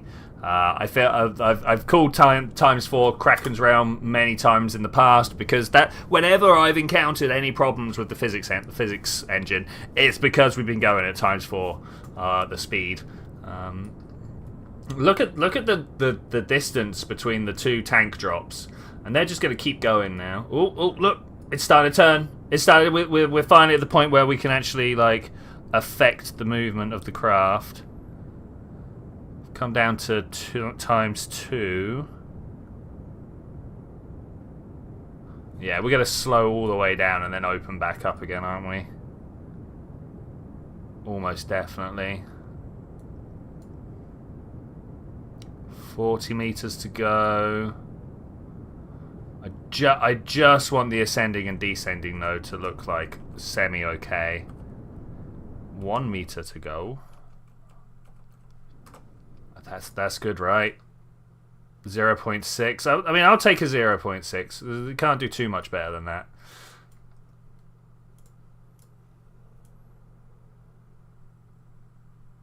Let's see. Can we get an encounter? We can't get an encounter straight off. Okay, that's a little bit unfortunate, but I'll take it. Let's just warp down there. Not a ×4, thank you though. I'd like a proper time warp. Oh, that's the wrong way. Stop. I'm just going to retrograde. Just bring this down and in line, and let's see how close to a encounter we can get. It's pretty good.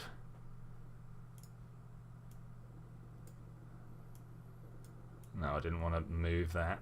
Ooh, That's good, but there was a problem. I managed to change the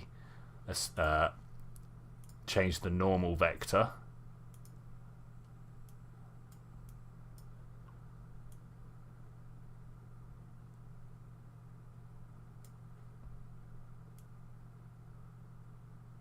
There. That's the maneuver we want. Look at that. Oh, that's beautiful.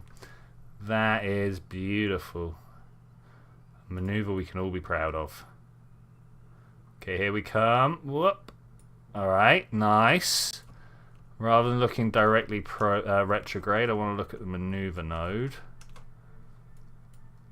48 seconds. Let's bring that down to like 10. And we can hopefully not just skip past it. Or we can get close to skipping past it. I suppose that's fine. And we want to get close.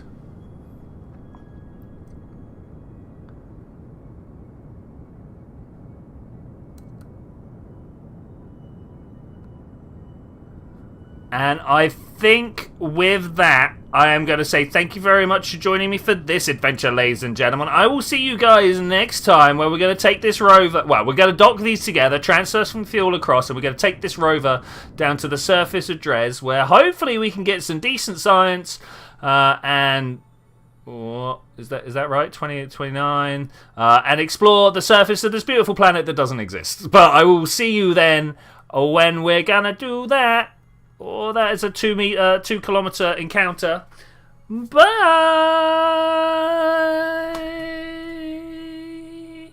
And I agree, the Expanse is amazing.